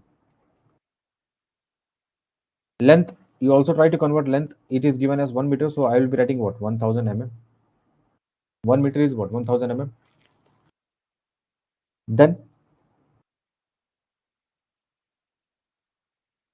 Then further, what you can say, area. What is the area? Cross sectional, initial cross sectional area, 1 centimeter by 1 centimeter. So 1 centimeter is what? 10 mm. So 10 into what? 10. Young small is what? 17 to 1000. So if you try to calculate the particular values of delta L, what is the value? 35 into 1000 into 1000 by 100 by 70 by 1000. So it is what? 5 mm. This is 5 mm. Original length is what? 1000 mm, right? Now, what is this Poisson ratio? Linear strain, that is the lateral strain. What is the lateral strain?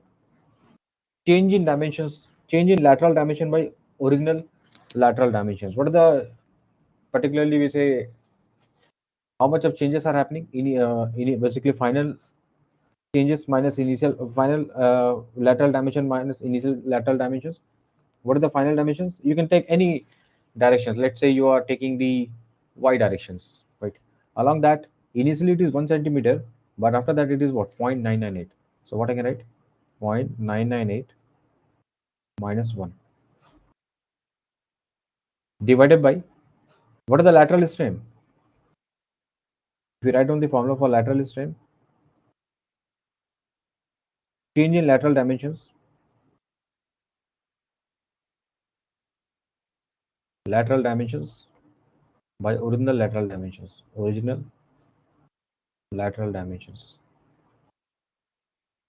along y and z directions it is same, so it is what are the original dimensions? 1 divided by, what is the linear strain? Delta L upon L. What is the linear strain? Delta L upon L here. Delta L 5 mm. Length is what? 1 meter, so I can write 1000 mm. If you try to calculate this value, 0.998 minus 1 into 1000 divided by 5. So minus minus will become plus, and you will be getting what? 0.4. 0.4 is the correct answer for this question. So how many of you are getting the answer?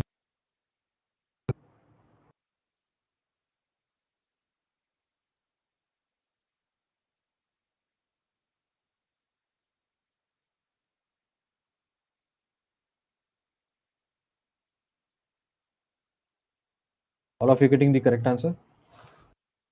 Same answer? 0.4 is the correct answer for this question. Any doubt regarding this?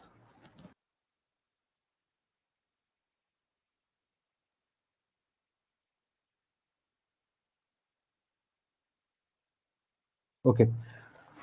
So Harshil and Deepak, both of you are getting the answer as 0.4. So 0.4 will be the correct answer based on the data which is provided, right? Now, this is the question number 1. We can move to the question number 2, right? Can you please confirm?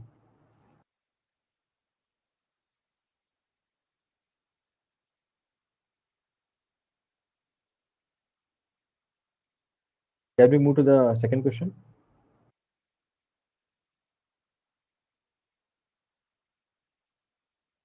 All of you have noted down.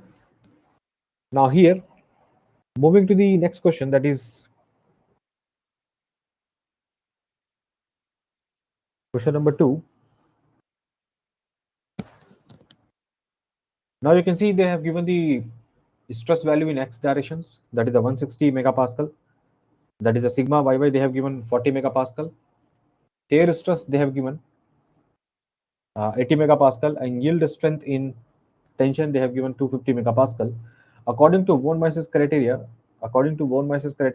what is the factor of safety they are asking? What is the factor of safety? So here only we can have the solutions for this question. Question number 2. Now, this is the most basically, as I mentioned in the class also, von Mises, basically one of the theories of failure, which is very, very important. You cannot ignore this particular topic, von Mises criteria, you know, maximum distortion energy theory or von Mises theory. Now there we have written that one statement. What we have written, shear strain energy theory. You know, if I'll just go with a little bit of basics so that you can recall these theories of failure. So according to shear strain energy, according to shear strain energy or maximum distortion energy theory, maximum distortion energy theory,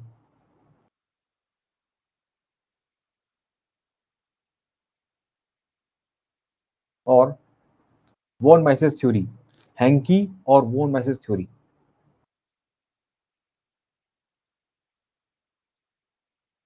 In fact, in the class also I told that it is one of the most important theories of failure which has been asked multiple times, right? According to this, they have given this statement like distortion energy per unit volume under complex loading. Complex loading means 3D loading, like along with the normal stress, shear stress. If it is less than distortion energy per unit volume at the yield point in a simple tension test. Whatever the distortion energy you will be calculating per unit volume at yield point in simple tension test.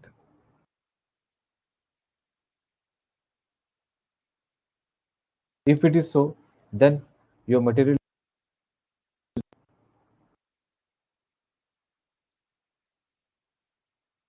you need to design in such a way that the distortion energy per unit volume under complex loading should be less than distortion energy per unit volume at the yield point in a simple tension test.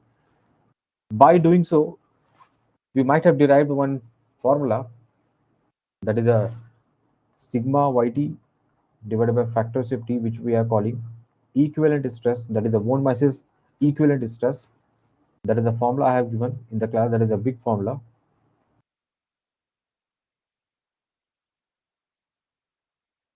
Half of sigma xx minus sigma yy whole square, sigma yy minus sigma zz whole square, sigma zz minus sigma xx whole square plus 6 tau xy square, tau yz square plus tau zx square whole under root. Now where this is nothing but what? Von Mises equivalent stress.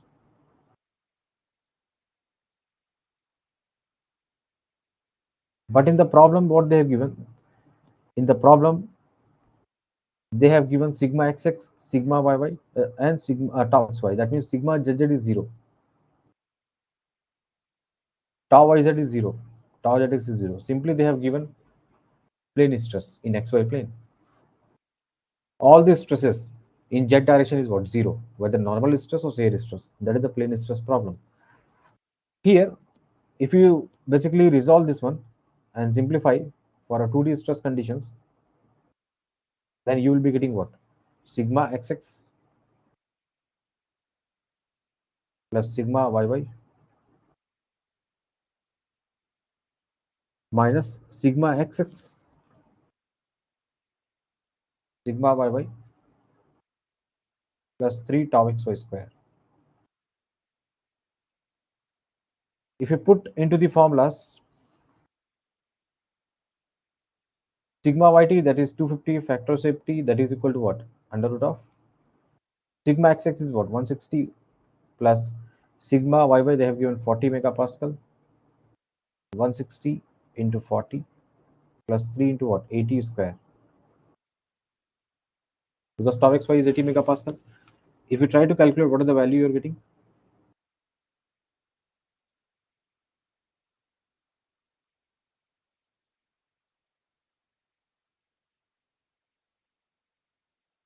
(250 by 200), which is nothing but factor of safety. If you calculate it, is 1.25. All of you, please check it out whether you're getting this answer or not. Just confirm it.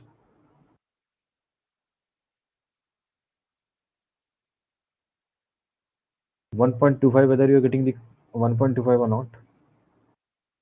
Whether question data is correct or not, first of all, try to confirm it.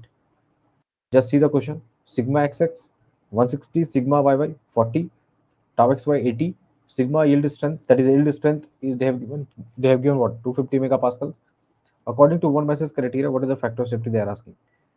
So first you try to answer for two questions. One, whether data is correct or not. Second, whether you're getting 1.25 or not. Third question, if you are having any doubt, you can ask.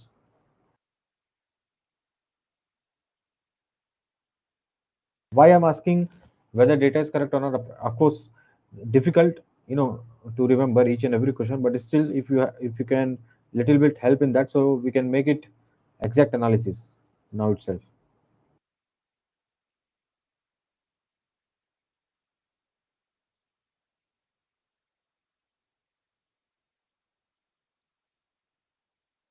So 1.25, all of you are getting the 1.25.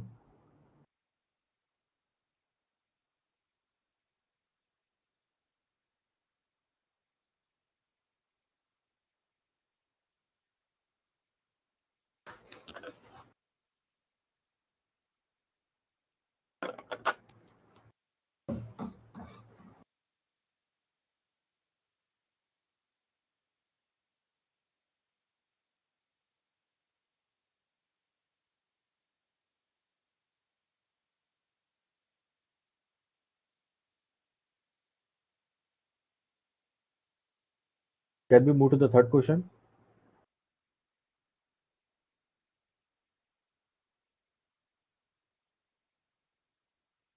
Okay. Shall I move to the next one?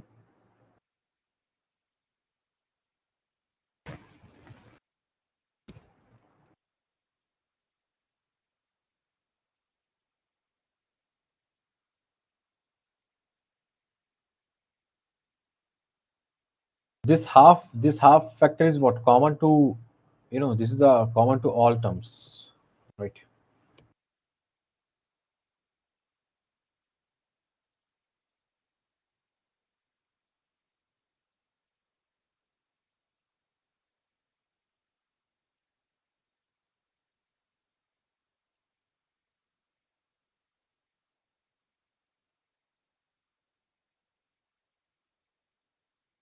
Now, moving on to the next question.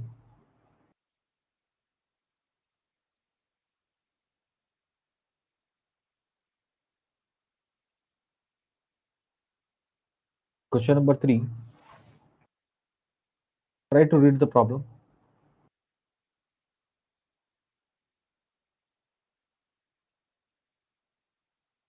They are asking what is the relationship between Eg mu and Poisson ratios. They might have given some options. I couldn't recall. They might have given the option like this: E is equal to 2g 1 plus nu. B option they might have given G is equal to 2e 1 plus nu. C option 3e, that is equal to G 1 plus nu. D may be some other options. Which option is correct? Modulus of elasticity E, modulus of rigidity and Poisson ratio. What is the relationship? So it is a very famous relation. E is equal to what? 2g 1 plus mu. We can derive also, but here we are not doing. And the relationship between bulk modulus and modulus of elasticity is what? It is 3k 1 minus 2 mu. So this is the answer for this, right? A will be correct. Check it out whether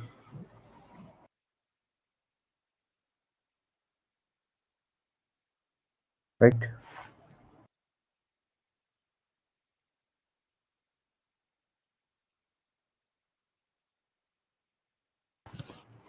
So it's basically easy questions.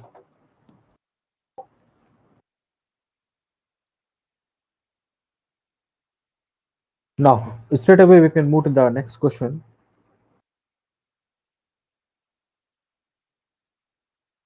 If you see number 4, what is the correct value of strain energy stored in the beam? That is the bending strain energy they are asking. Bending. We have solved the question like finding the slopes and deflection by using the strain energy method. There we have solved some of the question to find the first we need to find the strain energy, then only we need to differentiate partially with respect to the load so that we can find the deflections, or we need to differentiate partially with respect to the movement.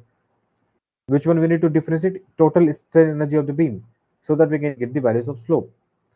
Here they are asking just the pre-step of that deflections and slope. What is the values of strain energy stored in the beam, right? So some of you guys are getting different answers. Some of you are getting A, some of you are getting B. So let us clarify this also. First of all, it is a cantilever beam, right? If it is a cantilever beam, then what we can have the solutions. Question number 4.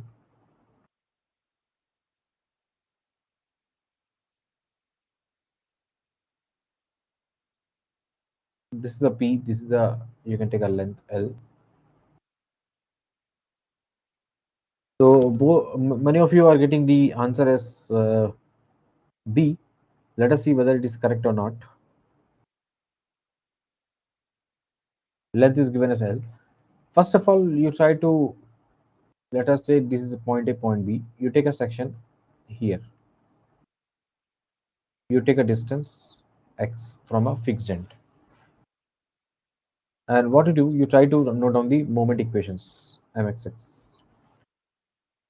What is the bending moment at section xx? If you try to follow the, according to sign convention, it is a Hawking bending moment minus p into what? X. Then what is the strain energy, my dear friend? Bending strain energy 0 to L mxx square dx upon 2ei.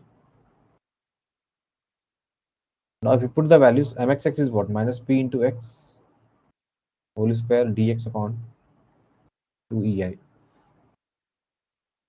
What is the bending strain energy? P square upon 2ei x square dx 0 to L. Now p square divided by 2ei x cube upon 3 0 to L. So what is the bending strain energy? P square upon 6ei L cube, which is equal to P square L cube upon 6ei, which means, of course, in the options it should be ei. It should be ei. In the option it should be ei. So if you calculate, B is the correct answer. In fact, further step, if you proceed, if you try to find P at the end B, if you differentiate partially with respect to the load P, how much of value 2P LQ divided by 6EI, which is ultimately, you know, the formula PLQ divided by 3EI. From that also you can verify if you are having some doubt regarding the final answer. So B is the correct answer.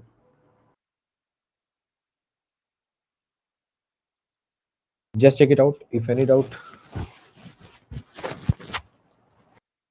try to clarify it.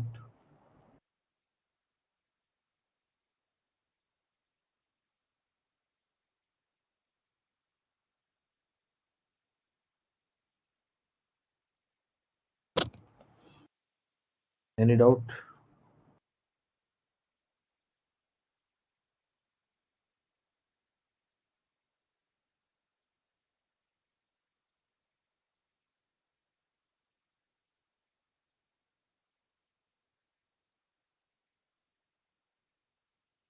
All of you are getting the answer as B. That is not in the denominator. That is not the AE. That is the EI. Flexural rigidity. A is what? Axial rigidity, right?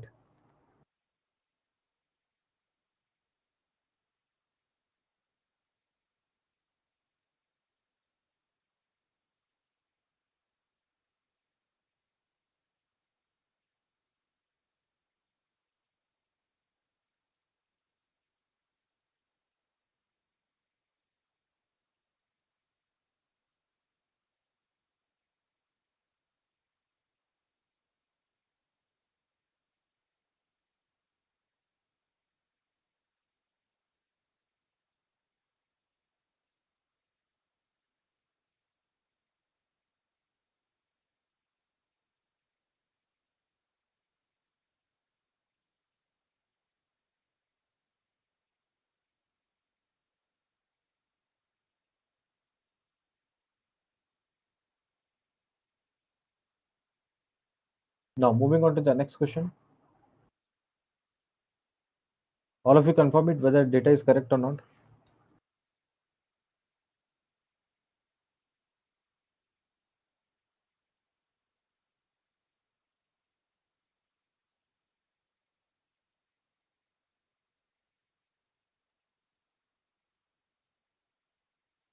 Question number 5, if you see, this question is basically again very basic property, basic elasticity property.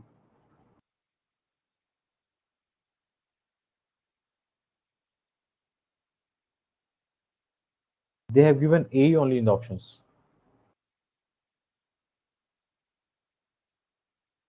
How it is possible? They have given the transverse load, right? Any one of you can confirm?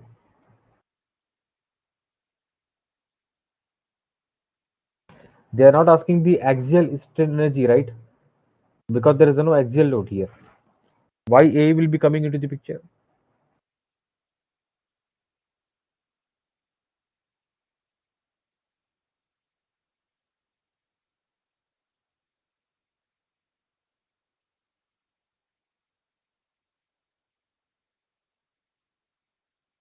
A should not be coming into the picture. That should be what? EI.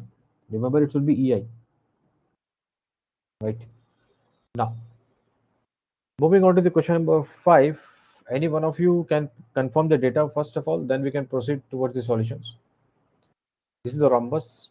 If we take a square sections and if you try to rotate it by 45 degree, you will be getting rhombus. But before that, you try to confirm whether it is having no, whether data which is provided here it is correct or incorrect.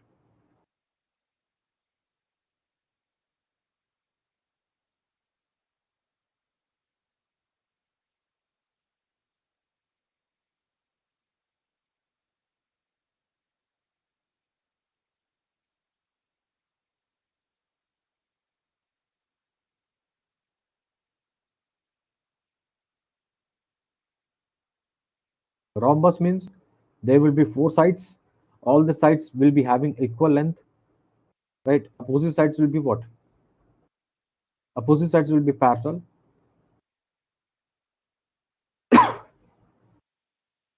Rhombus, if you take, all the sides will be equal length.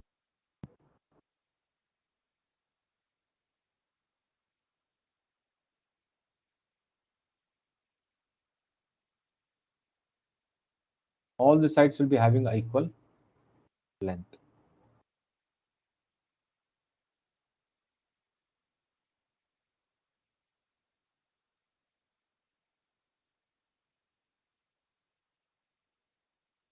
Whether data is correct? It was 0.02. So this is 0.02, right? And any other dimensions? Initial dimensions? Can you confirm about the initial dimensions? Initial dimension, it is what? From here to here, this dimensions and these dimensions.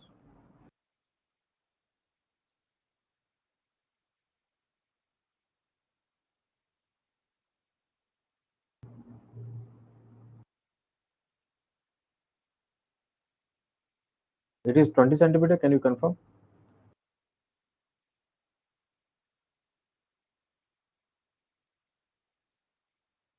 Any one of you can confirm? Whether initial dimensions, whether it is 20 centimeter each, that is the horizontal dimensions and vertical dimensions.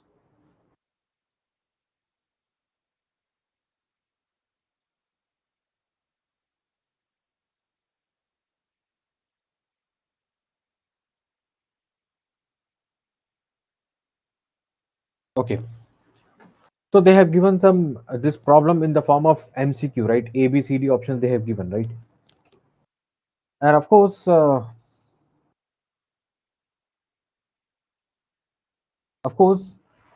this particular topic also I have stretched too much. Like in the class also we used to discuss about this hair strain, and we used to take 2 to 3 good questions. And I have given the homework problem also, you know.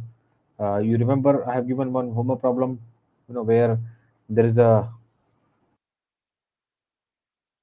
side of the lens initially perpendicular.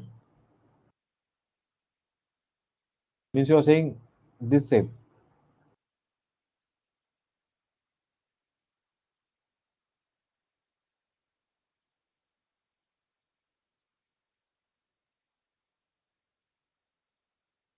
Now here in this case, they are asking what is the shear strain. Of course, shear strain, of course, for which we have the 4 points A, B, C, D. They are asking what is the shear strain about x and y axis by taking the reference axis as x and y. By taking the reference axis as x and y. If you try to see my definition very carefully, what you can understand, if I will be taking the axis like this, if I will be taking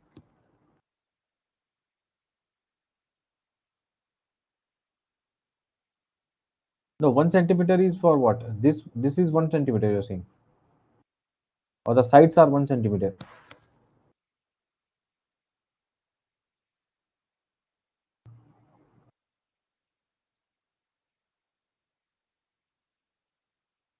Okay, whatever it may be, let us discuss the solutions irrespective of the dimensions. Here, if I will be giving the reference axis, for example, like this is my x-axis, x-dash axis, and y-dash axis, for example, or let's say x and y-axis given like this. Suppose x and y-axis they might have given something like this. If the x and y-axis, if they have given something like this, then we might be having particularly shear strain at a particular point A, which is not equal to 0, because initially these are the what, perpendicular, but after that, if you see the axis, if you see this particular axis, they are taking a shape like this. They are taking a shape what? They are taking a shape something like this. So now this particular x and y axis, whatever the initial angle is there between these two mutually perpendicular lines, they are 90 degree, but after that they are more than 90 degree. So definitely shear strain will not be equal to 0, it will be negative, because what we calculate, initial angle between two mutually perpendicular lines minus final angle. This is the formula we are having, right?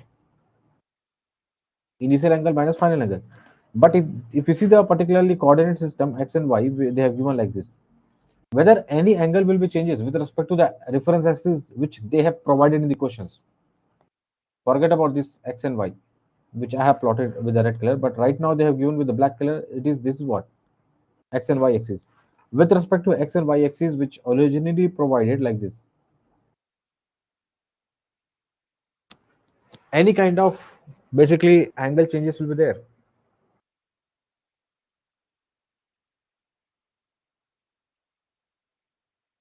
There will not be any angle changes. Shear strain at a particular point A will be what? 0. Whether 0 was there in the options. Try to confirm whether it is a numerical answer type questions or what, MCQ questions. Any one of you? Can you confirm?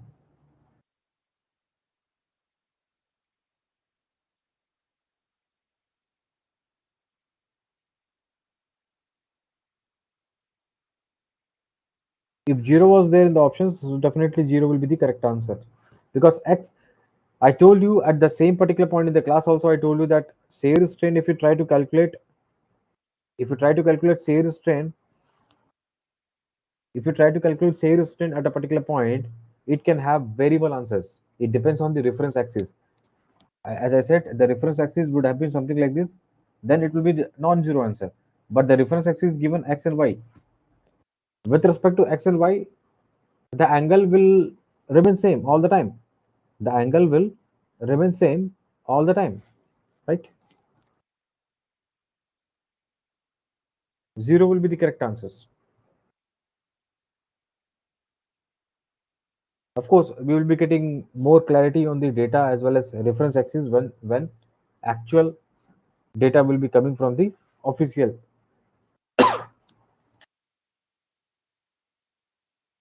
If anyone having any doubt, what are all the answers you are getting for these questions?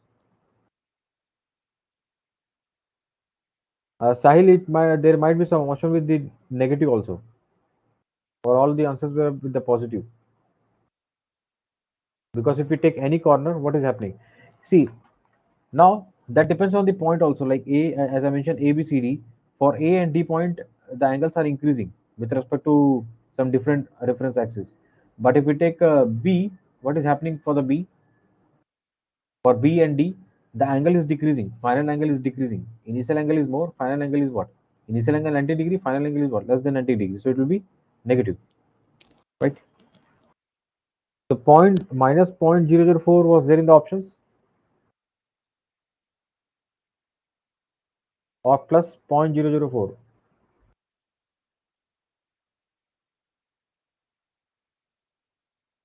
So yeah, understand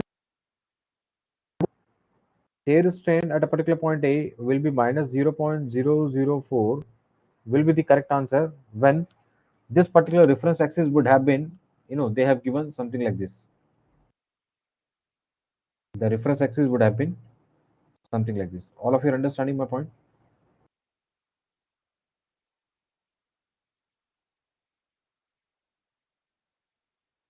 Tell me, guys.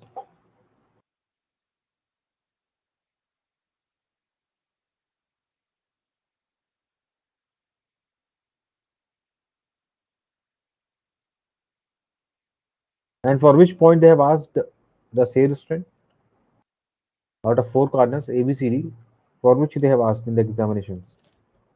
Of course, this if this would be the reference axis, 0 will be the answers.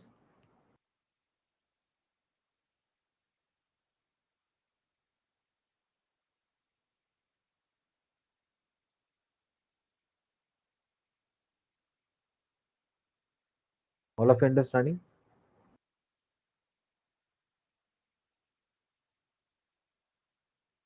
Can anyone please answer what I'm saying? They have asked about the shear strain for which particular point A, B, C, D out of 4 points for which they have asked the values.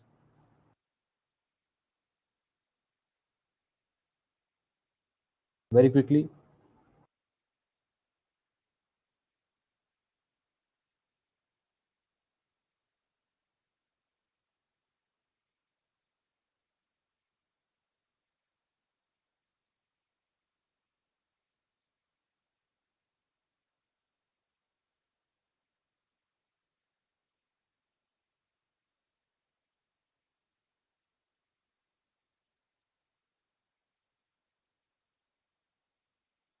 Okay, okay. Now moving on to the question number 6. Question number 6. What they have asked: what is the force in the member AC? What is the force in the member AC? For this is a particular problem from the truss. Now, try to see this. They have given the triangle, equilateral triangle kind of things regarding the dimensions of this truss. 3 truss members are there. They are supported by the simply supports, and it is being supplied by, it is being acted upon by the horizontal load F at the point C. What is the value of reaction forces AY? I can take this as AX. This might be the roller support where it is having BY. Now, if we try to see, they are asking for that. First of all, what we need to do, we need to calculate the reaction forces. Now, summation of some of the forces in the horizontal direction should be 0 from the static equilibrium conditions.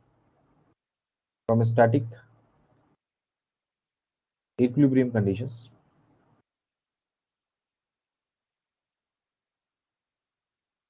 Summation of forces in the horizontal direction should be 0. For that, F minus AX should be 0. So F will be what? AX. AX will be what? 50 Newton. Horizontal reaction force will be 50 Newton. Now, if you take a particularly, point A, let's say BY, what is the value of BY? Summation of force in the y direction to be 0, then what we can write? AY plus BY, that is equal to 0. Now, you take summation of moment about A point to be 0. You take clockwise as a positive, then what will be getting? F into what? What is the distance here? What is the value of distance? This particular distance, this will be half. What about this?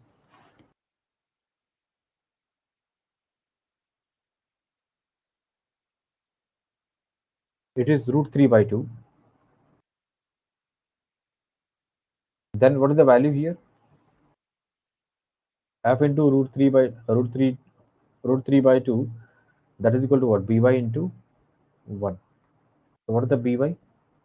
Root 3 into what? F is what? 50. 50 by 2 is what? 25. Now my friend, try to understand, this is the by value. If you take a joint B by method of join,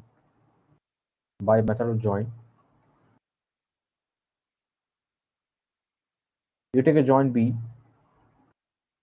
and you try to, this is the by.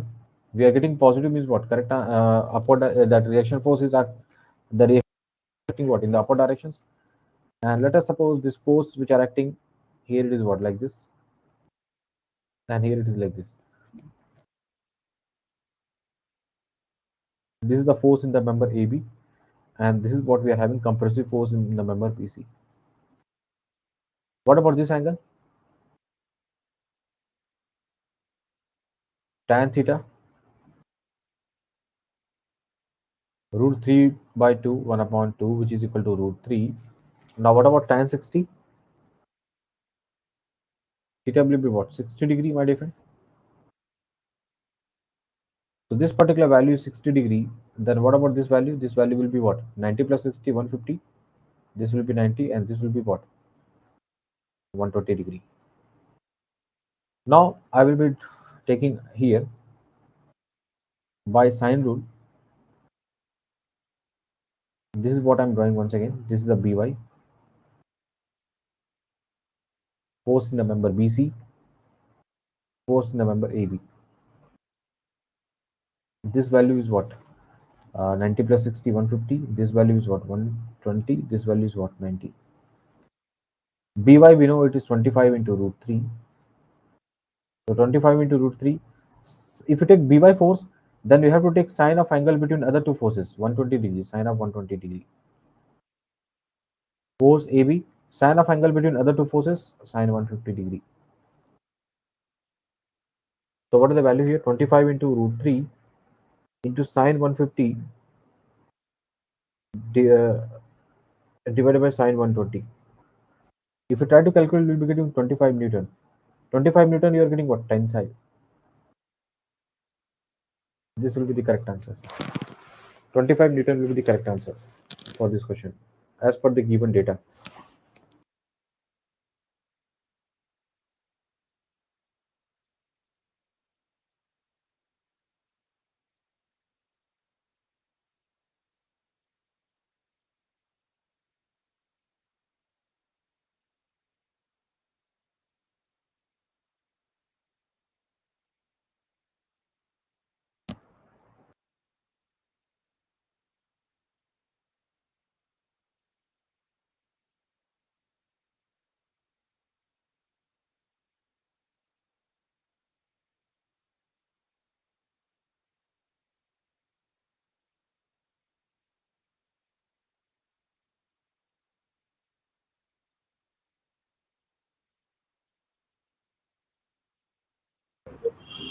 Yeah, please continue. I shared you two more questions, Rahul sir. Please check in your WhatsApp. Yes, yes. I think this was last question in PPT, right? No, so we have to discuss buckling as well as Yeah, one yeah, more yeah. question No, from. I mean in this PPT it was last question, right? Yes, yes. One more Yeah, yeah. vibrations. Yeah, yeah. Please continue. Yes. So they have asked in the that is the force on the member AB, which is nothing but 25 Newton, right? That is the tensile. Now coming to the before observing this particular question, before proceeding towards this vibration problem, We will take some more problem from the strength of material.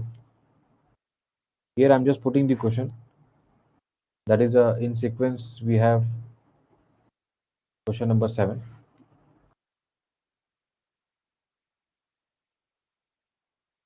What they have given? They have given one rectangular column. If I will just make the figure here.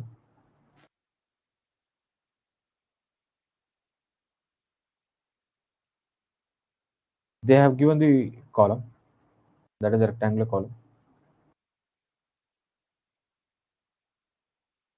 which is fixed at one end.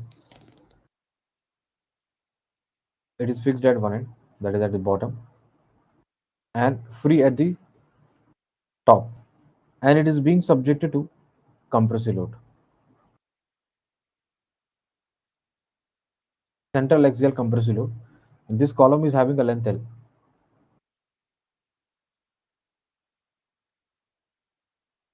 And if you see the dimensions, they have given the dimension as a rectangular one, which is nothing but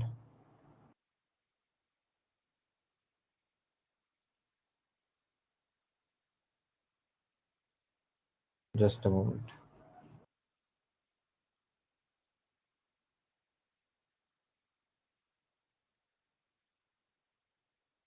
Here you can take any dimensions. If I will just make it this as 0.5a, this as a, for example,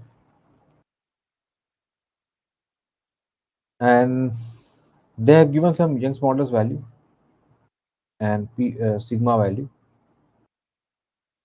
that I will write down from the data. Yield strength they have given 250 megapascal, and you also try to recall whether these data are matching or not. E is given as 200 gigapascal. P is equal to load at the yield strength, that is the load which is required for yielding and the load which is required for given end condition, that is a critical load. Because once the load will become to, whenever the load will external load, axial compressive load just become equal to critical load, and when you try to disturb it laterally by some natural disturbances or some disturbances, then what will happen? The column will buckle. And of course, the buckling of column will occur at a stress value which are much less than the yield strength of the material. But they have designed the material in such a way that they are saying the load which is required for yielding is exactly equal to the load which is required for buckling of the column. That is the critical load. If that is so, they are asking what is the value of L upon A. Right. So what is the load which is required for yielding? We know that sigma is equal to what? P upon area. So if you try to take P yield, that is equal to what? Sigma yield into area. So what is the yield strength into area? What is the P critical load? Pi square EI minimum. Pi square EI minimum. Here I can write EI minimum divided by KL whole square. This is the formula we are having for all the end conditions. But out of that, they have given the end condition, which is nothing but one end is fixed and other end is what? Free. For that fixed free column, for a fixed free column, for a fixed free column, what is the value of K? The K value, we know that it is what? 2. For a fixed free column, we know the K value is what? 2. If you try to put the value 250, area is what? A into 0.5A, that is equal to what? Pi square into E, that is 200 into 1000, that will become megapascal, because 200 into 1000, that will become what? You have converted from gigapascal to what? Megapascal. If you take axis, let us suppose xx and yy. So if we try to calculate ixx, which is nothing but A into 0.5 AQ divided by 12, and if we try to calculate Iy, it is what? 0.5 into A into AQ by 12. Out of these two, which is the minimum one? I minimum. it is Ixx. So if you put the value A into A cube into 0.5 cube, which is nothing but 0.125,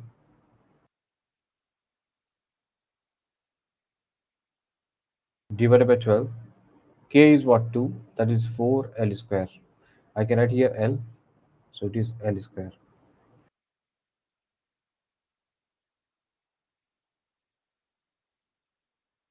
If you just try to put the values and if you try to calculate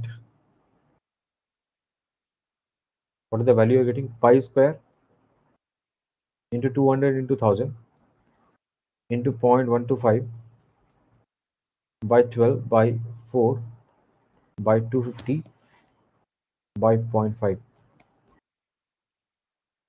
So if you try to see L by A whole square, which is nothing but 41.123, if you try to calculate this value,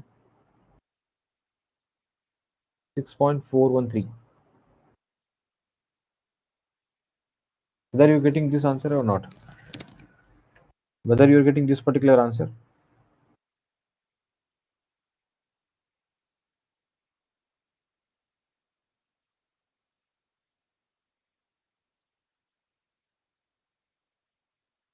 Any one of you, can you confirm whether the values of Young's yield strength is 200 gigapascal? Sorry, values of yield strength is 100 megapascal or 250 megapascal?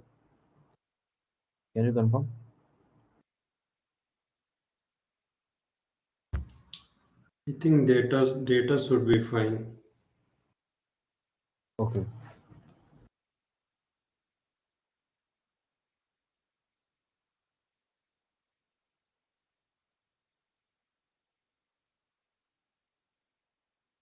Can you for a given data, for a given this particular data,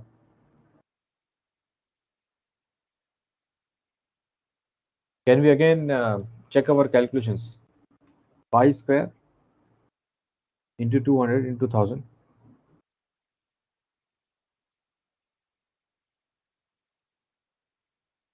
No, here it should be 0.5 AQ, right? Okay, that is here we have taken 0.125 by 48.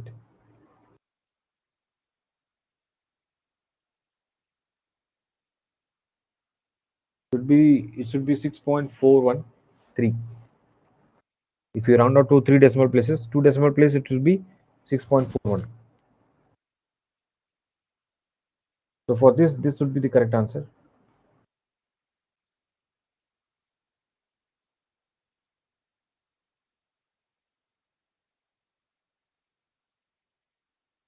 If it is done, we can move to the next question.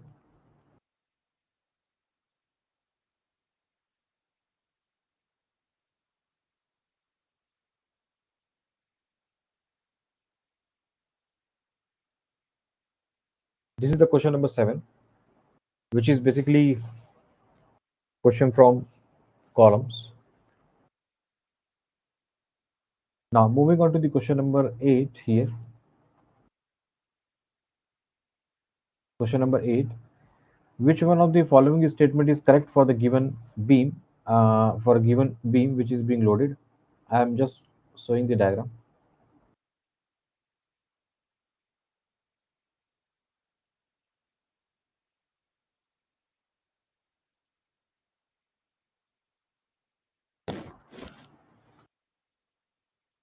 If we take this particular uniformly varying load, which is varying, having a maximum intensity at one end and zero intensity at the other end,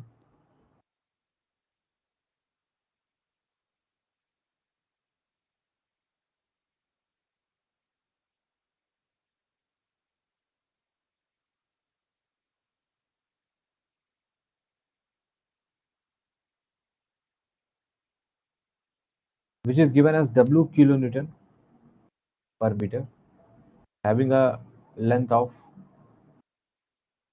L.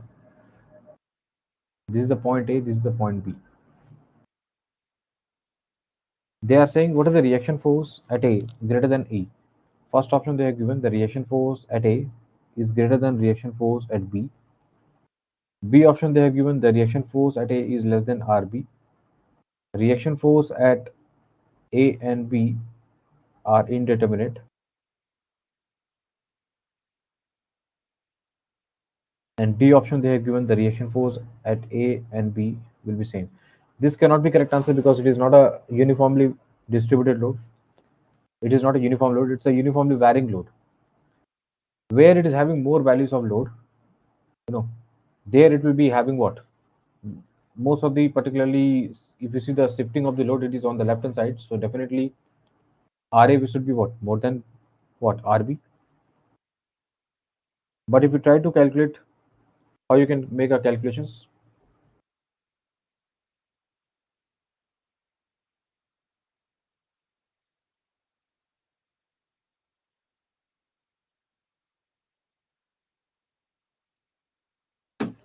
first of all, you take this particular reaction force RAB.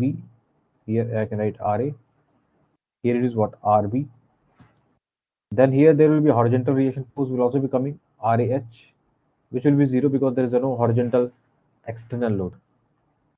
So if we try to take RA plus RB should be 0 from, sorry, RA plus RB should be equal to what? Total load, which is equal to what? Half of W into L. That is the first reaction. And this particular half of W into L supposed to be acted upon somewhere here.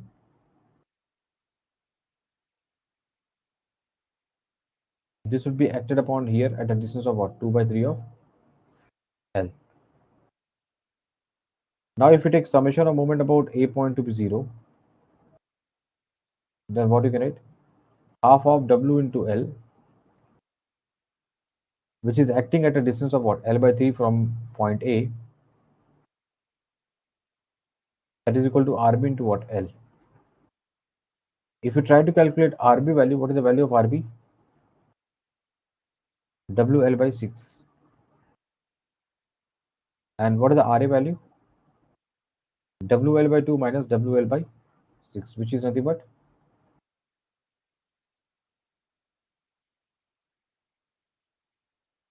how much of value you will be getting?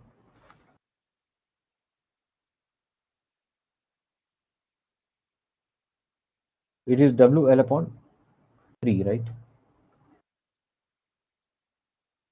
WL upon 3. So from here, what you can conclude, RS should be more than RB, which is already been without even calculation, right? RS should be more than RB. All of you, please confirm it.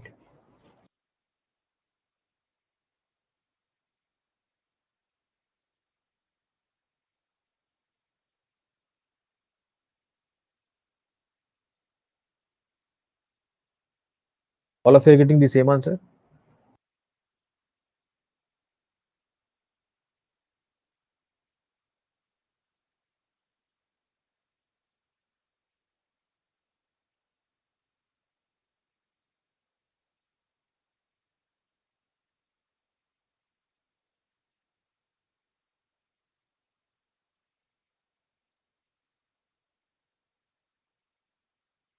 Can anybody confirm?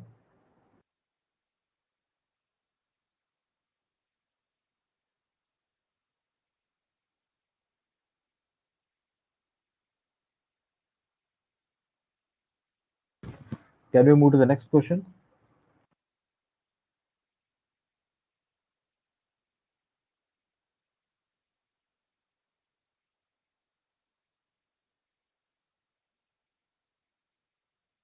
So these are the problem from the strength of material which we are getting.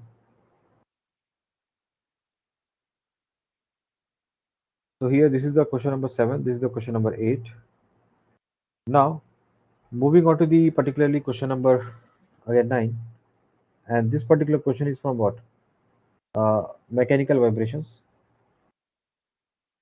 Now, if you see, they have given a cantilever beam, which is basically supported by some flexible support, that is the spring, and they have given the stiffness of the spring, that is 200 Newton meter, not mm, Newton meter. Can anybody confirm about this data as well as question? Like little bit confusion is there whether they have given the mass of the beam or separately they have attached some mass here, and for which they have given this particular mass or mass of the beam. All these are the questions. Can you please clarify it little bit if you can recall? Otherwise, no problem. Or any other data is being provided here.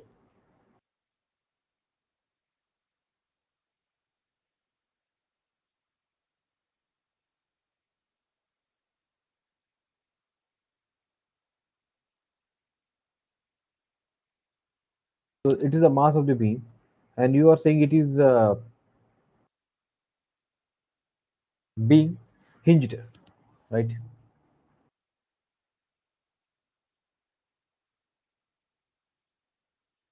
Let us suppose A point and B point. K is given as 100, you are saying.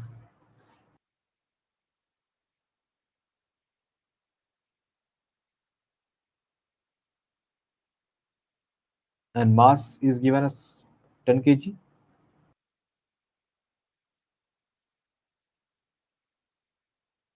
Mass is given as 3 kg.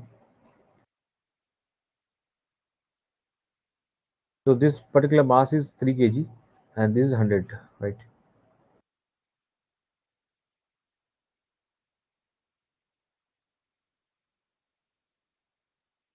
Again, there might be further some variations. Again, there might be some further variations, But I'm just taking mass as 3 kg and K value as 100 Newton per meter. For this particular data, what we can have the solution for are natural frequencies.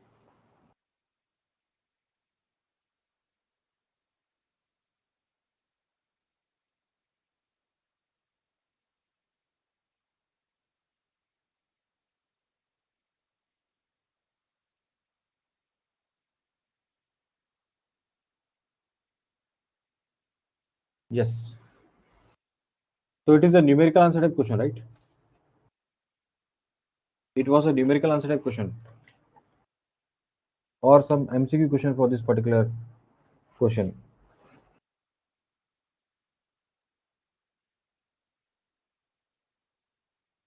Okay, let us take this particular value and let us discuss about that.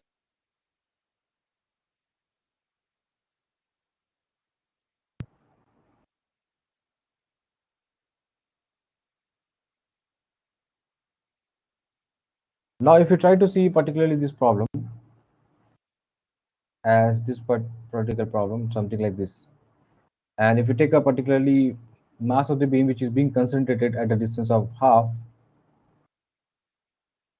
meter, then what we can write? First, numerical answer type question. Now, what you can do, you can just apply the torque method. What you can do, you can just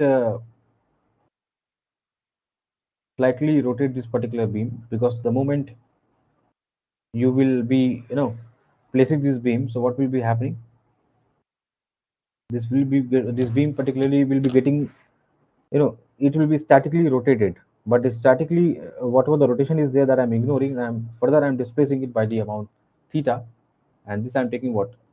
Static conditions, static equilibrium positions. Static equilibrium positions where initial spring deflections and weight of the beam both will be balanced out, right? Further, if you apply the net torque, that is equal to I theta double dot, because if you apply the net torque, that is equal to what? I into alpha. That is a Newton's second law for the rotary body. Then what is the net torque if you apply? What will be the spring forces? What are the spring forces? Spring forces will be acting in the upward directions. Spring forces will be acting what? In the upward directions. This spring force will be what? K times of spring force, which is acting what? In the anti-clockwise direction. In which direction we have rotated? We have rotated in these directions. But the spring force is acting what? In the opposite direction. So it will be coming with the minus sign. Fs into what? L. Length is given as, let us suppose this is the length L. Fs into what? L. What about this mg torque? Mg torque will not be coming into the picture because that is being balanced initially by these initial spring deflections. That is equal to what? I into theta double dot. Right. What is the spring force? Minus k times of what? X into L. That is equal to I theta double dot. X, what you can write? X is equal to what? What are the spring deflections? You can write L into theta. You can actually write spring deflection as what? X, that is equal to what? Approximated as L into theta. So we can write L is into what? L into theta, that is equal to I theta double dot. So I theta double dot plus k into L square into theta, that is equal to 0. So theta double dot plus k L square I theta, that is equal to 0. Now if you try to see theta double dot, and if you compare this equation with the standard equation of simple harmonic motion for a rotary body, then what you can write here? Equation and these equations, you can write natural frequency as k L square upon I. Whatever the rod is given, the rod is hinged at particular point A. So what is the mass moment of inertia we need to take? We need to take mass moment of inertia about the point A only, which is equal to ml square upon 3. So if you write down the values, kl square ia will be what? Ml square upon 3, which will give you 3k by m. And if you try to calculate 3, k value is 100, m is what? 3, which will be giving you 10 radian per second as a correct answer. In detail solution I'm not providing. As I discussed, these are the very simple numerical which we have discussed at least 3 to 4 problems in the class itself. Very similar problem, right? This particular problem, even I have given one problem where this rod is something provided like this, just rotated by 90 degree, and we have also discussed this particular problem. In this particular case, this particular problem would have been asked. In this, we have to take mg torque also into the picture. Mg torque will also be coming into the picture because initial spring deflections will not be cancelling by this weight of the rod, because the moment you are placing the rod, the spring will not be getting deflect. But here in the horizontal position, the moment you place the spring with the rod, the moment you are placing the rod with the spring, definitely it will be slightly deflected like this. That is the static deflections, static rotations. Further, after this position, you are displacing it by the amount theta. But I am just taking this theta static to be very, very small. Very, very, very small as compared to theta. You know, so small that you can almost take this particular position as a horizontal position only. And from there only we are displacing it by the amount theta. So 10 radian per second will be the correct answer for natural frequency. All of you are getting the same answer. This is another question which can be given in in further gate examination. That is a different thing. So initially, whatever the spring, this is the mg of the rod, and initially spring deflection is there. Initially, there will be some initial spring deflections. So here, if you write down the net torque, mg into what? Actually, it should be mg into L upon 2, which is plus minus fsi into what? L. But this and this will be cancelling out, because in a static equilibrium conditions, summation of forces and summation of moment has to be 0. Summation of moment about point A has to be 0. That is the static equilibrium positions. Mean position, we also got 0 positions where the net force and net moment should be balanced out. So whether we write it or not, it will be having no effect on a final equation of motion. Equation number 1, and this is as equation number 2. If we compare equation number 1 and 2, you will be getting omega n, which is nothing but what? KL square upon IA. In fact, I have given the mass moment of inertia. I have given in the class itself mass moment of inertia for all the cases: sphere, cylindrical, and what? Rod also, right? If the rod is hinged at a particular center point, then it should be what? Moment of inertia about the what? Because here we are writing the torque about A, so it should be what? Moment of inertia, mass moment of inertia about A, right? Whenever the system is fixed or basically hinged about a particular positions, we need to apply the torque about that particular position. We need to take the mass moment of inertia about that particular positions where it is hinged. So these are all the questions which is being taken from the what structure for the GATE examination, GATE 2025, right? If any doubt, we can discuss. Otherwise, we can close the session, guys. Right? So, Sahil, now tell, how was paper? Easy or tough? I think paper seems to be easy, maybe Paper seems to moderate. be very Yeah, easy. but propulsion and flight mechanics yet we didn't discuss. Now it is too late. So we'll be discussing propulsion and flight mechanics on Monday evening, Sahil. Okay. So if you guys have any question related to propulsion and flight mechanics, guys, be free to share. So we can, quickly discuss those questions on Monday evening. And guys, I'm happy to share. We are going to start our 2026 first batch from Feb 23. So those who are looking for sincere and best team support, they can always enroll to IGC for different courses related to a GATE Aerospace Engineering. We have GATE online coaching, live interactive classes. We have recorded course and other courses as well, like distance learning program. And always, guys, IGCNs rocks because because of our team efforts.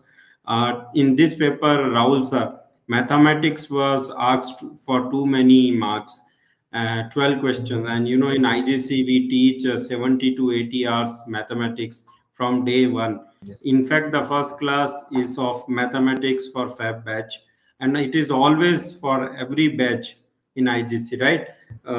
Like subjects like engineering mechanics, mathematics, fluid mechanics, thermodynamics, also covered well along all core subjects. And we are very Yes, sir. happy to see many IGCians have done well today. In fact, Yeah, most of accuracy the will matter because yes, sir. yes, sir. Please Accuracy continue. will be important in the easy Yeah, paper. Even I accuracy have definitely. before. But I think Yeah, nothing much to worry. Structures questions, right? yeah. In even in All of the us yes, straightforward. yes, sir. Where here Yes, sir. also not much of calculation, except that buckling problem may have some Mm. calculation, or Yes, sir. maybe rhombus question may be tricky for people. Other than Yes, right, yes, sir. none of the questions has much of calculations or difficulty level. So Yes, sir. hoping to see because see again it's a relative effort, right, sir? We have put lot much Yes, sir. efforts on aptitude and mathematics. We have done right this year 10 mock solutions also for all Okay, okay, the questions. And IGC questions are always tough even for math and aptitude. Even we have, sir, one students from NIT, your Trichy, mechanical BTech guy. okay. So he's writing GATE Oh. exam, and he himself told, "Sir, your questions are very tough." I told you need to prepare Mhm. for tough question. In fact, he was telling, like math apti also seems to be tougher than PYQs because he was Mhm. like distance learning students. Then we gave Okay. access to mock solutions and all, so he could do well. Yeah. So, Yes, sir. Sahil, are you there? Finally, I want to hear from you. How was your paper? Because almost 30 plus questions we have solved, Rahul sir, today. Math Okay. also, this arrow modules and structures module. So, Sahil, now tell me at this junction, how is your confidence? Fluid mechanics also done, right, sir? Fluid mechanics. Yeah, fluid is part of aero. I think directly fluid they didn't ask one question from Okay. boundary layer and maybe one or two question. More of this time they asked aerodynamics. That Okay. basic Okay. aerodynamics questions more. Okay. In fact, they asked finite wing theory, that thin aerofoil theory related questions also, which was lengthy actually. Yes, sir. Anyone? Any? Yeah, Sahil, response is there from you? Yeah, tech guy. How was your? Where you stand now? Vishwa, Shivam. those who are watching session till. Okay, anyway, hopefully we have done our part, Rahul sir, and Yes, thank sir. you, Yes, sir. Sanjay, Mithilesh sir, even Chanakya. Chanakya is in USA, so for him it was early Yeah. morning. He got up at 5 o'clock to just solve this Yeah. question. Okay, because he's on US, Yes. official visit. Mhm. Then I told, okay, since Prashant was also busy, another our teammate, because he's Yes. writing data science and statistic exam. So tomorrow he have Okay. GATE statistic exam, Prashant. So Okay. I told, okay, we'll manage with Chanakya, and though Chanakya was also in USA, he got connected. So Okay. that is what strength of IGC, Rahul sir. It's a teamwork. Yes. Yeah. So thank Yes, you. sir. Even I was continuously working from 12:30 till now. Even Yes, I sir. went because I need to do my Yes. part. Share Yes, and sir. do all the communication with the students and team. So So I'm every very section is having satisfied. Very much equal marks. satisfied. Yeah. Every section is having equal marks, and mathematics is a little bit more, right? No. This time three part is on a higher side. One is math, this aerodynamics module, and flight Yes. mechanics module. I think Okay. structures module 10 question they asked, and same with propulsion also 9 or 10 question. But they increased questions in mathematics 12 question because they reduce in space dynamics. This time space dynamics only one question. Mm. Usually they ask 2 3 questions also, and they reduce questions from vibration also. I think only one questions from vibration, and its Mm. structures also, like thin walled structures also, I think 1 or 2 question. So overall math is like on very higher side, especially it is exactly matching, sir, one of our mock exam solution we provided na, mock 2. Yes, sir. So in mock 2 also, in math there were 12 question and 17 marks. So Mithilesh sir told me, is it in mechanical paper so many math questions, because we solved that na after Mm-hmm. this mechanical paper. So I told, no, it is not Yes. mechanical, it is our mock solution. If you want, I can show you just Mm-hmm. quickly in that. Let me quickly share you that it actually matches exactly. That's why I want to share you that. So that's what in IGC we try best key. Every exam scenario is covered. Yes, sir. Just a moment.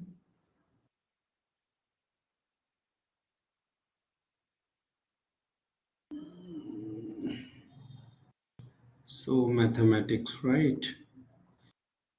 Yeah, it is in fact on the. It was there on a YouTube channel also, but Yes, sir.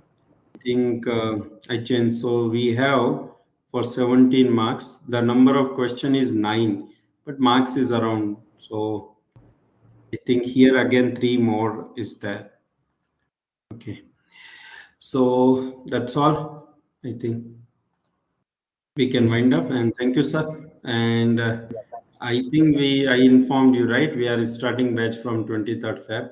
So your Yes, subject sir. will come from April first week, right? Mechanics Yes, we sir. do, Yes, sir. and fluid Yes, mechanics sir. and strength of material will start. So thank you all, Yes, sir.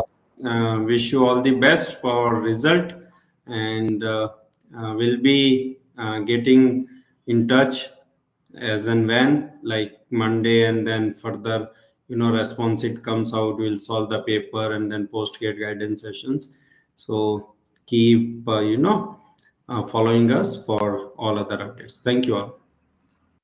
Thank you. So it was easy, right, sir?